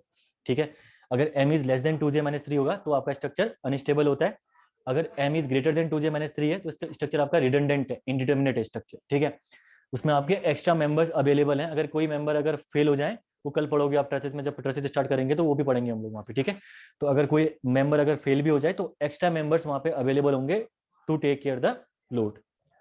ठीक है, लेकिन यहाँ पे देखिए स्टेबल तो दिख रहा है आपको, लेकिन जरा अच्छे से जरा देखना इसको, यहाँ पे स्ट्रक्चर को, ये स्ट्रक्चर आपका अनस्टेबल स्ट्रक्चर है। ठीक है, अनस्टेबल स्ट्रक्चर क्यों है यहाँ पे आपका,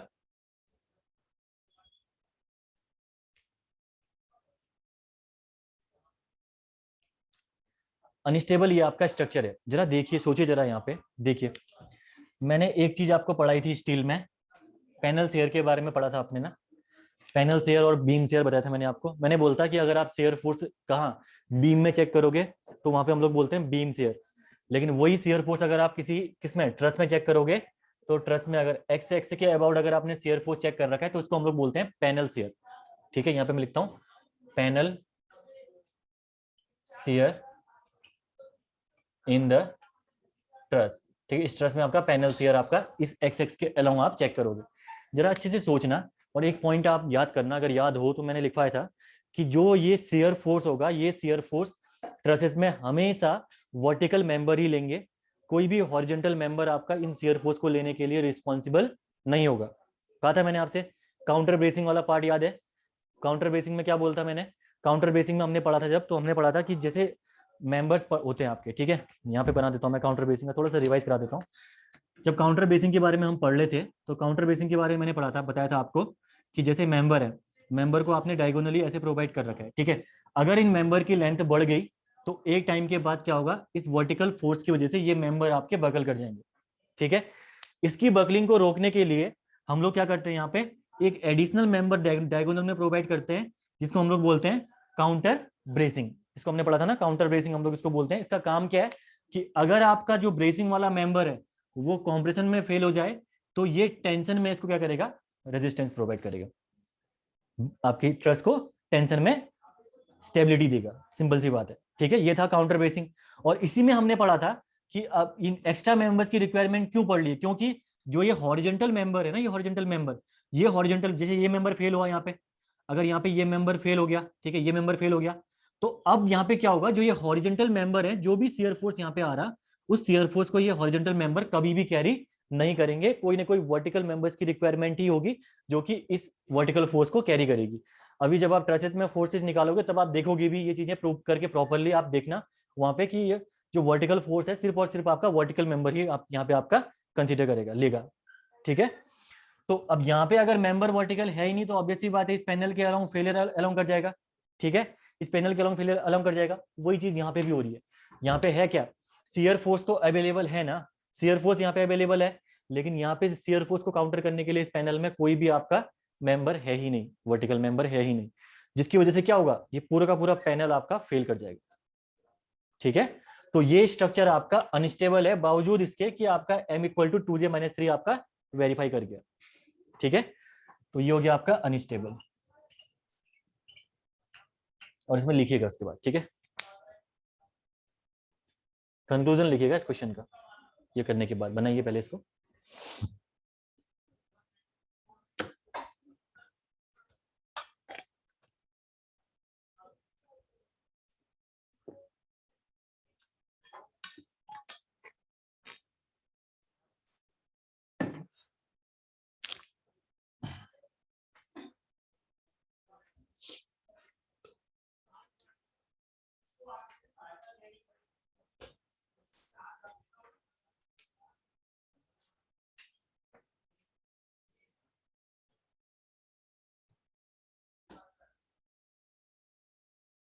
तो कल से ट्रसेस स्टार्ट करेंगे।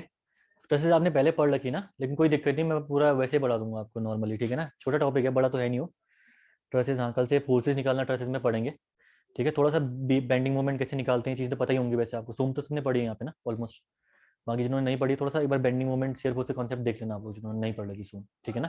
अदरवाइज फॉर्मुला तो पता ही होगा, फोर्स परपेंडिकुलर डिस्टेंस, तो वो लगा के करेंगे कल काम, क्योंकि उसमें अब यूज होने वाली चीज़ें तो देखेंगे, कुछ अच्छे अच्छे क्वेश्चन वहाँ पे सॉल्व कर लेंगे जिससे कि आपको प्रॉब्लम नहीं आए, ठीक है ना। ये हो गया, तो इसमें लिखिएगा कंक्लूजन में, कंक्लूजन लिखिएगा,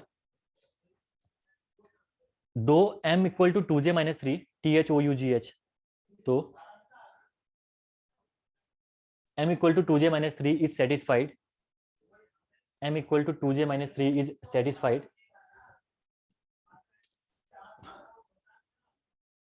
satisfied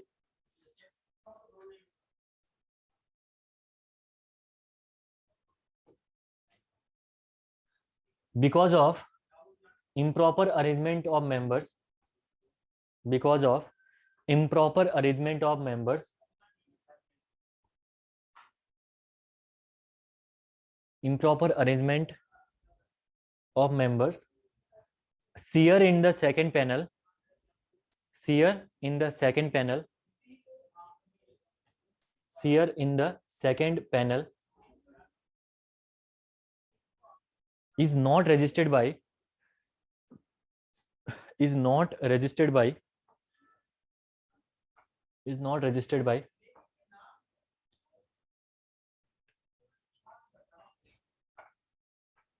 any member, any member, any member, so the truss collapses, so the truss collapses so the truss collapses, then full stop लिखना, so it's classified as unstable structure, so it's classified as unstable structure, so it's classified as unstable structure। ठीक है, same question एक आपका अगला दे रहा हूं मैं आपसे, ठीक है, जैसे ये क्वेश्चन है,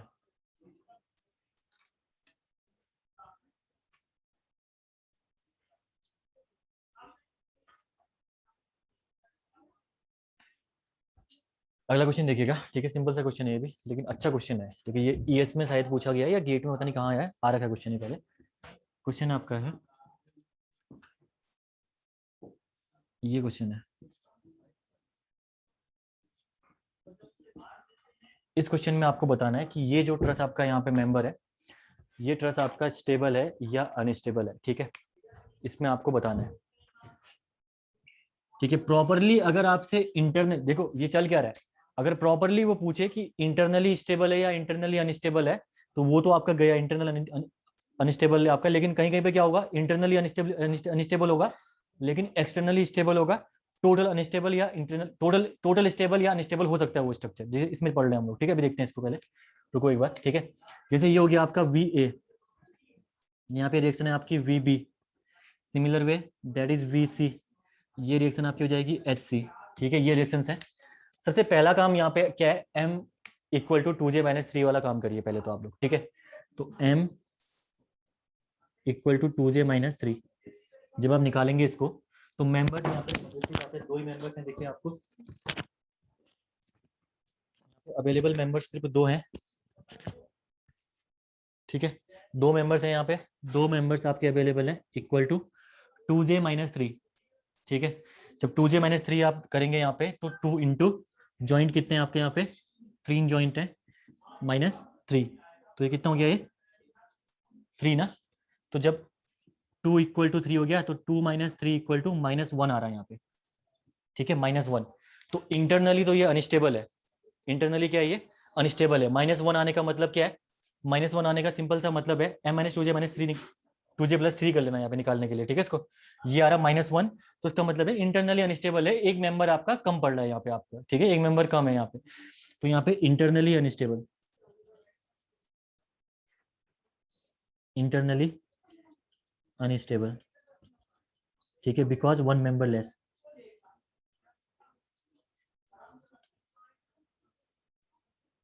बिकॉज 1 मेंबर लेस। ठीक है, देन उसके बाद अगर आप यहाँ पे देखिए, अब इसका देखिए, अब आप इसका डीएस निकालिए जरा, डीएसई, इसका डीएसई निकालिए, ये डीएसआई तो आपने निकाल दिया, -1 आया, डीएसई निकालिए जरा यहाँ पे। जब डीएसई निकालेंगे तो ये होता है आपका R - S। ठीक है, R यहाँ पे 4 है, S में यहाँ पे 3 है, तो 1 यहाँ पे आपका ये आ गया डीएसई, डीएसई आपका 1 आ गया। इसका मतलब externally indeterminate by 1 degree, externally indeterminate by 1 degree, तो 1 डिग्री से ये स्ट्रक्चर आपका एक्सटर्नली डिटर्मिनेट है। ठीक है, जब आप इसकी टोटल डिटर्मिनेशन यहाँ पे कैलकुलेट करेंगे, टोटल डीएस इक्वल टू, तो -1 + 1 इक्वल टू क्या हो गया, ये 0, और 0 आपको पता है इसका मतलब क्या, स्ट्रक्चर आपका स्टेबल है। ठीक है, तो ये आपका क्या हो गया, डिटर्मिनेट एंड स्टेबल स्ट्रक्चर। ठीक है, तो ओवरऑल अगर आप देखोगे तो ये आपका हो जाएगा स्टेबल एंड डिटर्मिनेट, एग्जाम में आपको यही दिखने को मिलेगा। ठीक है, और आपको चेक करना पड़ेगा कि स्ट्रक्चर आपका है कैसा। तो सिंपल सा क्वेश्चन देखिए, उसने अगर आप देखो, अगर आप जस्ट वहां पे करके छोड़ दो, इंटरनल करके छोड़ दो, तो वहां पे निकल जाएगा अनस्टेबल एंड इनडिटरमिनेट निकल जाएगा स्ट्रक्चर आपका। ठीक है, लेकिन ओवरऑल अगर आप देखोगे, टोटल ओवरऑल निकालोगे डीएस अगर इसकी, तो ये निकल गया ये स्टेबल एंड डिटरमिनेट। तो इंटरनली तो अनस्टेबल है स्ट्रक्चर, लेकिन ओवरऑल देखोगे तो स्ट्रक्चर आपका स्टेबल है और डिटरमिनेट है। ठीक है ना, तो ये कंडीशंस आपकी एग्जाम में बन सकती हैं, तो थोड़ा सा आपको ध्यान से काम करना है, बाकी तो इजी है, बाकी कोई दिक्कत नहीं है इन चीजों में यहाँ पे।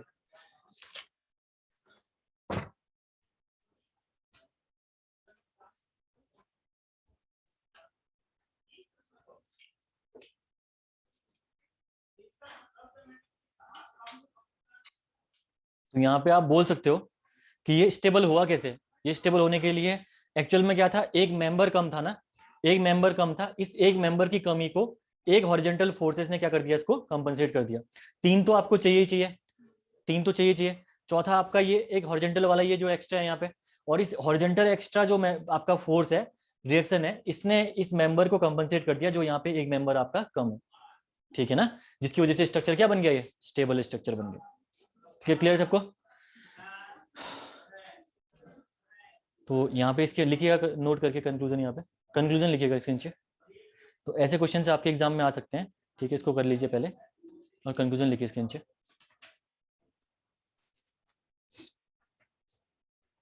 तो इजी यूनिट है, ये तो कुछ है नहीं, यहाँ पे कुछ दिक्कत आई किसी को? बिल्कुल सिंपल है काफी, थोड़ी चीजें ध्यान रखनी है बस, हो क्या, बाकी कुछ है ही नहीं इसमें, ठीक है। बाकी जो केसेस थे आपके इसमें जो कि टफ पढ़ सकते थे आपके, वो भी डिस्कस कर लिए यहाँ पे हमने, कुछ नहीं है, सिंपल क्वेश्चन आ रखे होंगे, बाकी आप करना करिएगा इसमें। क्वेश्चन कंक्लूजन में लिखना, the lack of one member, the lack of one member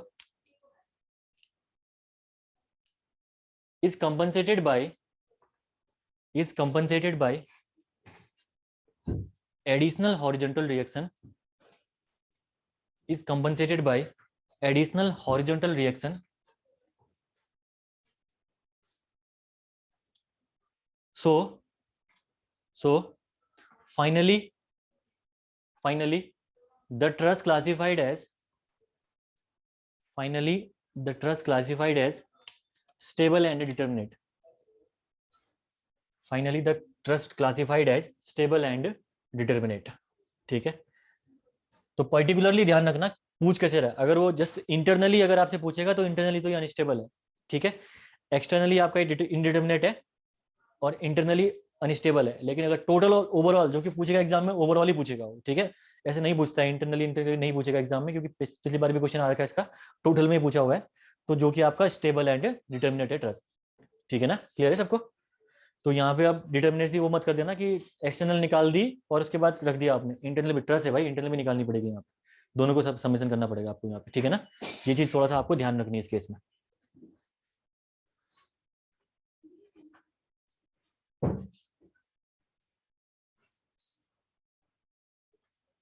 ठीक है, दो चार क्वेश्चन यहाँ पे सॉल्व कर लेते हैं, ठीक है। क्वेश्चन देखिएगा यहाँ पे, कुछ कुछ जगह में आपको कुछ कैलकुलेट करने की जरूरत नहीं है, मेंबर आपको देखते ही स्ट्रक्चर पता चल जाएगा कि आपका स्ट्रक्चर स्टेबल है या अनस्टेबल है, ठीक है। जैसे आपका क्वेश्चन देखिए, ये क्वेश्चन है जैसे,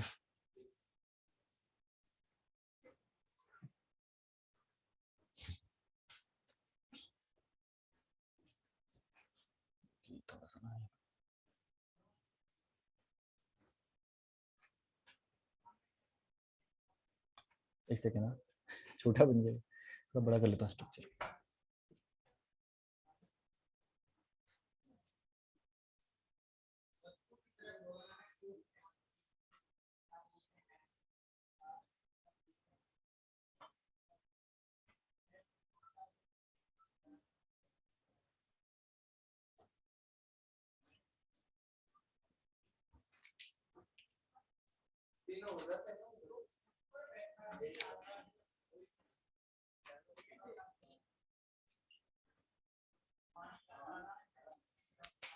ये हो गया पहला क्वेश्चन, ठीक है।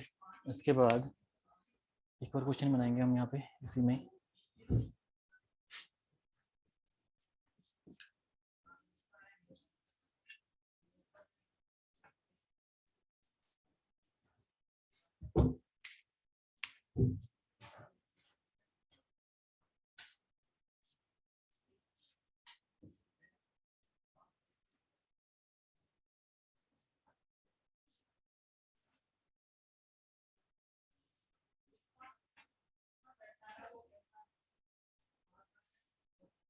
ये भी ट्राइंगल है, जो दिख रहा है यहाँ पे, ट्राइंगल ही बना रखा है, ये लग नहीं रहा है लेकिन बना रखा है, ठीक है। ये हो गया ट्राइंगल, ये क्वेश्चन ये हो गया, दूसरा क्वेश्चन ये हो गया।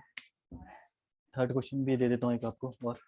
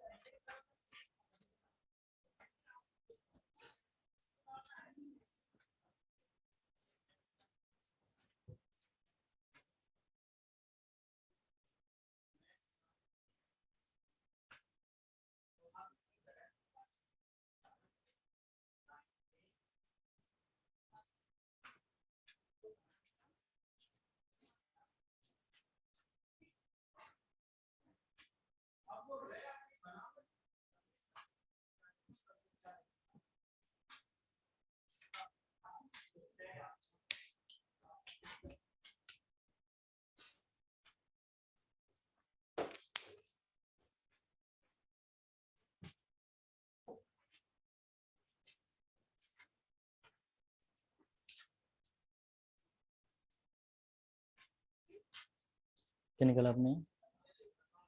एम निकाल के लिखा गया हो सामने, अनस्टेबल एंड अनस्टेबल कितना आया डीएस का? 1 आया डीएस। और हाँ ठीक है, गुड।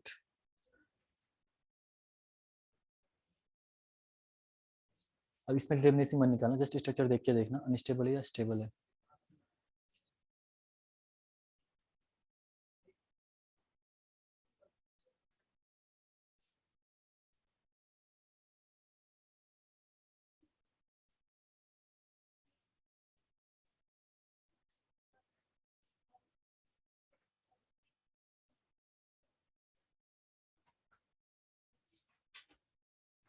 ठीक है, देखिए सिंपल सा पार्ट है, कोई दिक्कत ही नहीं है क्वेश्चनों में।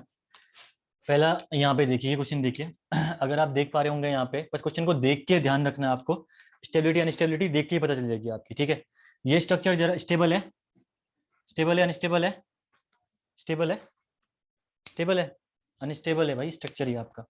ठीक है, कैसे देखो जरा देखना यहाँ पे, ये फोर्स यहाँ से ही आएगा, एक फोर्स यहाँ से ही आएगा, एक फोर्स यहाँ से ही आएगा। अगर आप इनका लाइन ऑफ एक्शन ड्रॉ करोगे तो यहाँ देखिए इंटरनल जो पैनल है आपका, इस इंटरनल पैनल में इनका लाइन ऑफ एक्शन आपका सेम आएगा। तो जैसे ही आपका फोर्स कहाँ आएगा, इस पैनल में लगेगा DEF में, तो ये रोटेट कर जाएगा मेंबर आपका। ठीक है, तो इस वजह से आपका ये अनस्टेबल स्ट्रक्चर है। ठीक है, ये वाला आपका अनस्टेबल ट्रस है, अनस्टेबल। अब यहाँ पे आपको चेक करने की रिक्वायरमेंट नहीं है कि डीएस आप निकाल के चेक करो, वो चेक करो, M-2 जरूरत ही नहीं है, क्योंकि आपको दिखने में पता चल गया कि यहाँ पे जो फोर्सेज हैं आपके कॉन्करेंट फोर्सेज हैं। ठीक है ना, इनका लाइन ऑफ एक्शन आपका तीनों का आपका सेम है, जिसकी वजह से ये आपका अनस्टेबल बन गया। इसके नीचे नोट करके या लाइन में लिख लेना, इसके आगे इसमें थोड़ा सा लिख लेना, क्योंकि आपको पता है ट्रस बना रखी है तो सारे के सारे यहाँ पे क्या होंगे, पिन जॉइंट होंगे ना, ये पिन जॉइंट, तो एक ही रिएक्शन आपकी जाने वाली है यहाँ से। ठीक है, तो जरा लिखिएगा इसमें, the internal panel, the internal panel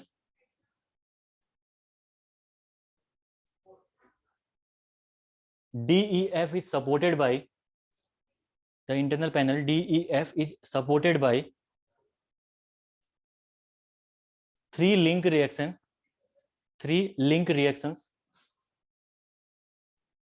which are concurrent at G करना है इस पॉइंट को। ठीक है, G पॉइंट ले रहा हूं मैं इसको, which are concurrent at G. So a rigid body rotation takes place. So rigid body rotation takes place due to loads on the panel DEF. Loads on the panel DEF. A rigid body rotation takes place due to loads on the panel DEF. ठीक है, जैसे DEF panel में आपका load आएगा तो rigid body rotation take place करेगा। अब जरा वो स्ट्रक्चर देखना, जरा सामने वाला, ये क्या है, वो जो सामने वाला स्ट्रक्चर बन रहा है वो आपका क्या है, ऑब्वियस सी बात है स्टेबल है ना स्ट्रक्चर। यहाँ पे जरा देखिएगा सेम ही है, लेकिन जस्ट आपने क्या कर दिया, इसको ट्राइंगल उल्टा कर दिया। अब ट्राइंगल जैसे आपने उल्टा किया तो देखिए लोड्स का देखिए कॉन्करेंट है ही नहीं इस केस में, है ना, तो ये स्ट्रक्चर आपका बन गया, स्टेबल बन गया। ठीक है, पहले वाले में अनस्टेबिलिटी कौन सी थी, ज्योमेट्रिकल अनस्टेबिलिटी। ठीक है ना, ये चीज ध्यान रखना आप लोग। तो ये बन गया आपका stable structure, because non concurrent आपके फोर्सेज हैं, नॉन कॉन्करेंट। ठीक है, जो फोर्सेज हैं आपके, these are the non concurrent forces.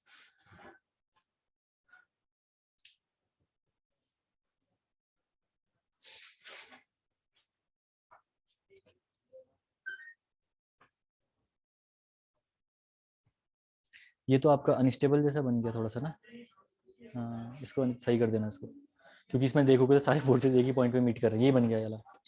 ठीक है, अगला आपका ये वाला देखिए, ये क्या है, अब ऑब्वियस सी बात है अनस्टेबल, अगेन सिंपल सा फंड है। अगर आप इंटरनल पैनल में फोर्सेज देखोगे तो ये पैनल में फोर्सेज आपके यहाँ पे एक ही पॉइंट में आपके मीट कर रहे हैं, जिससे कि आपका रोटेशन टेक्स प्लेस करेगा, रिजिड बॉडी रोटेशन।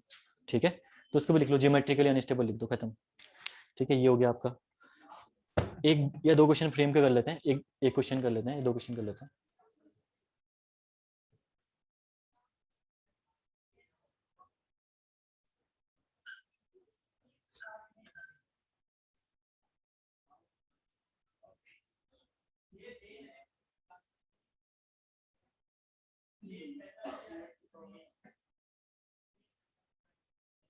ठीक है, फ्रेम में अब इजी सा ही है, ज्यादा कुछ नहीं है फ्रेम में, कुछ इजी इजी क्वेश्चन आपसे पूछ सकता है, हटा दो इसको। ठीक है,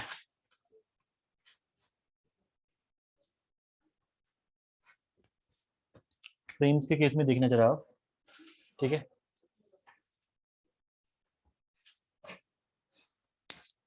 पहला फ्रेम आपको मैं बना के दे रहा हूँ। ठीक है, ये फ्रेम है। ओह सॉरी, गया था।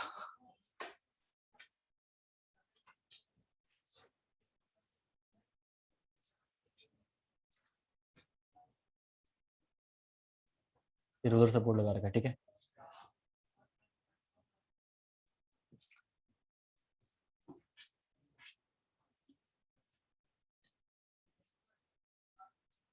एक तो ये है। ठीक है, दूसरा आपका जो कि एग्जाम में पूछा गया क्वेश्चन है दूसरा वाला,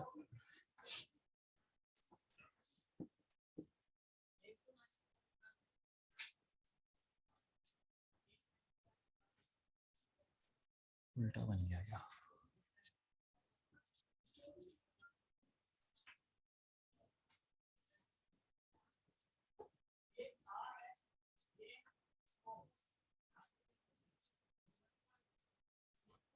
ये क्वेश्चन है एक, यहाँ पे इंटरनल हिंज लगा रखा है इन्होंने।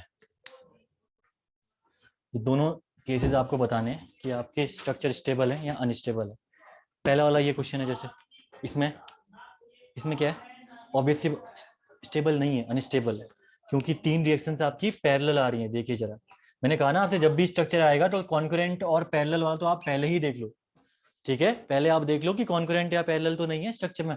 तो यहाँ पे देखिए तीन रिएक्शंस आपकी सिर्फ और सिर्फ पैरेलल है, तो रोटेशन टेक्स प्लेस करेगा, sorry rigid body translation takes place करेगा यहाँ पे। ठीक है, फिक्स सपोर्ट, ये रोलर है ना, रोलर यहाँ पे फिक्स सपोर्ट से मतलब नहीं है। हाँ हाँ, फिक्स वाले की काउंट होगी यहाँ पे, फिक्स वाले, अच्छा आपने डी क्या करके निकाला, 3C करके निकाला। फिक्स वाले की यहाँ पे काउंट तो होगी, लेकिन ये रोटेशन तो रोक नहीं सकता ना ये। हाँ, हॉरिजॉन्टल वाला इसमें नहीं रोकेगा इसमें, क्योंकि हॉरिजॉन्टल अगर रोक दिया तो फिर रोलर सपोर्ट रहा ही नहीं फिर तो। नहीं, इसका नहीं रोकेगा ना, क्योंकि अगर हॉरिजॉन्टल वाला इसका रोक दिया उसके बाद ये रोलर सपोर्ट रहेगा ही नहीं ना फिर तो। ये अगर हॉरिजॉन्टल रोक दिया तो ये तो हिंज सपोर्ट हो जाना चाहिए उसके बाद। लेकिन ये रोलर है, रोलर है, इसका मतलब यहाँ पे इसकी प्रॉपर्टी मेंटेन रहेगी रोलर की। ठीक है ना, इसमें रोलर की प्रॉपर्टी चेंज नहीं होगी, वो हिंज वाला कॉन्सेप्ट अलग है इसमें। ठीक है, रोलर को अपने जो सपोर्ट है, रोलर की प्रॉपर्टी यहाँ पे मेंटेन रहेगी, क्योंकि रोलर है तो रोलर आपका ये मूव करेगा ही करेगा। ठीक है, तो यहाँ पे रोलर आपका मूव करेगा तो तीन पैरेलल आपकी रिएक्शंस हो गई, तो ऑब्वियसली बात है, ये क्या हो गया आपका अनस्टेबल, अनस्टेबल। और यहाँ पे होगा आपका रिजिड बॉडी ट्रांसलेशन।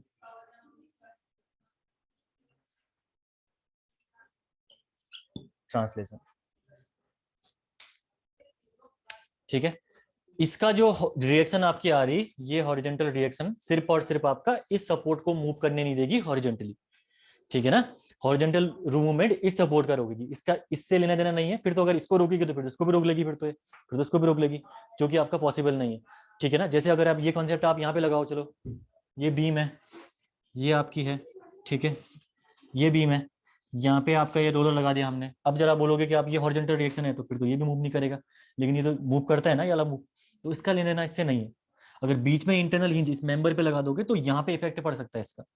ठीक है, लेकिन दूसरे सपोर्ट पे इसका कोई इफेक्ट नहीं पड़ेगा, ये चीज आपको ध्यान रखनी है। ठीक है, तो ये हो गया आपका अनस्टेबल स्ट्रक्चर हो गया, three rollers are parallel to each other. ठीक है, इसके बाद इसको बताना जरा मुझे, ये स्टेबल है या अनस्टेबल है, और डिटरमिनेसी भी इसकी निकाल के मुझे बताइए आप। इसकी मुझे आप डिटरमिनेसी भी निकाल के बताइएगा। ठीक है, और ये आपका इंटरनल रोलर जॉइंट है। ठीक है ना, इंटरनल रोलर जॉइंट है ये वाला, इसमें जरा बताना मुझे। इसमें भी इंटरनल रोलर जॉइंट था, लेकिन रिएक्शन वही है, प्रॉपर्टी तो सेम ही है। ठीक है, प्रॉपर्टी में चेंजेस नहीं है इसमें।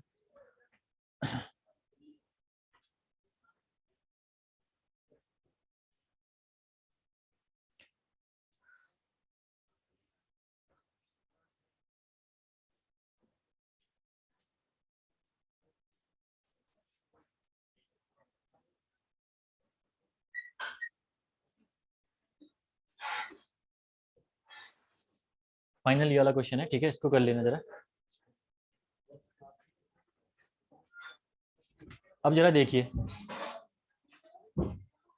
अगर इसमें आप रिएक्शंस देखेंगे, अगर आप इसमें रिएक्शंस देखेंगे पहले, तो रिएक्शन आपकी एक तो ये है, ठीक है, मैं सपोर्ट लिख देता हूँ ए, ये बी नहीं है, सपोर्ट नहीं है, ठीक है, बी एंड सी सपोर्ट, ठीक है। पहले बताना स्ट्रक्चर स्टेबल है या अनस्टेबल है, पहले बताना स्ट्रक्चर स्टेबल है या अनस्टेबल है, अनस्टेबल या स्टेबल। ध्यान देखो, अच्छे से देखो, तुम्हें देखते ही पता होना चाहिए कि स्ट्रक्चर आपका स्टेबिलिटी स्टेबल है या अनस्टेबल है। मुझे देखने में लग रहा है कि स्ट्रक्चर स्टेबल है। कैसे? देखिए, वर्टिकल जो फोर्सेज हैं वो तो प्रॉब्लम वाली बात नहीं है यहाँ पे, ठीक है। यहाँ देखना, ये हिंज है, ये भी वर्टिकल है, ठीक है, यहाँ पे आपका वर्टिकल है, दैट इज हॉरिजॉन्टल, एंड ये मूवमेंट यहाँ पे आपका आ रहा है, ठीक है। जरा सोचिएगा यहाँ पे आप लोग एक बार, ठीक है, एक रिएक्शन आपकी वर्टिकल यहाँ पे भी आ जाएगी, ठीक है, रिएक्शन आपकी वर्टिकल हमने यहाँ पे भी ले ली।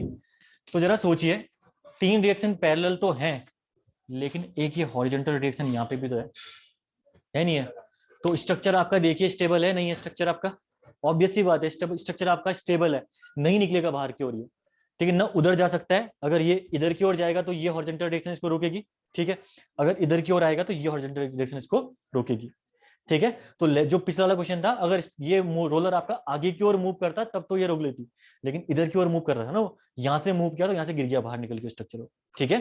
तो इस केस में क्या हो रहा है, एक ये हॉरिजॉन्टल, एक ये हॉरिजॉन्टल, जिसकी वजह से इसका मूवमेंट यहाँ पे पॉसिबल है ही नहीं, ठीक है। तो जब मूवमेंट पॉसिबल नहीं है यहाँ पे, तो ऑब्वियसली बात है स्ट्रक्चर यहाँ से नीचे नहीं आएगा, ये भी नहीं गिरेगा, तो स्ट्रक्चर आपका स्टेबल है, प्रॉपर स्टेबल स्ट्रक्चर है, इतना तो आपको समझ में आ गया यहाँ पे। अब इसकी डिटर्मिनेंट निकाल लीजिए, डीएस निकाल लीजिए, कितनी आ रही है डीएस इसकी?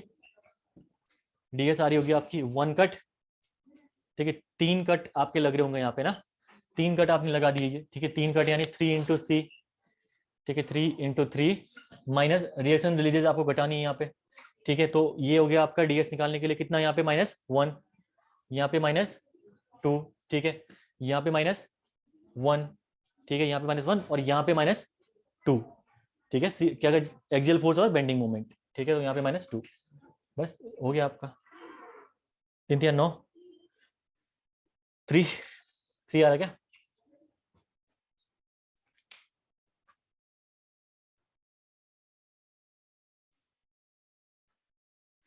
गड़बड़ हो गया है, ऊपर देखो कट जो मार रखा है ऊपर, बीच वाला मेंबर कहाँ गया जरा देखना।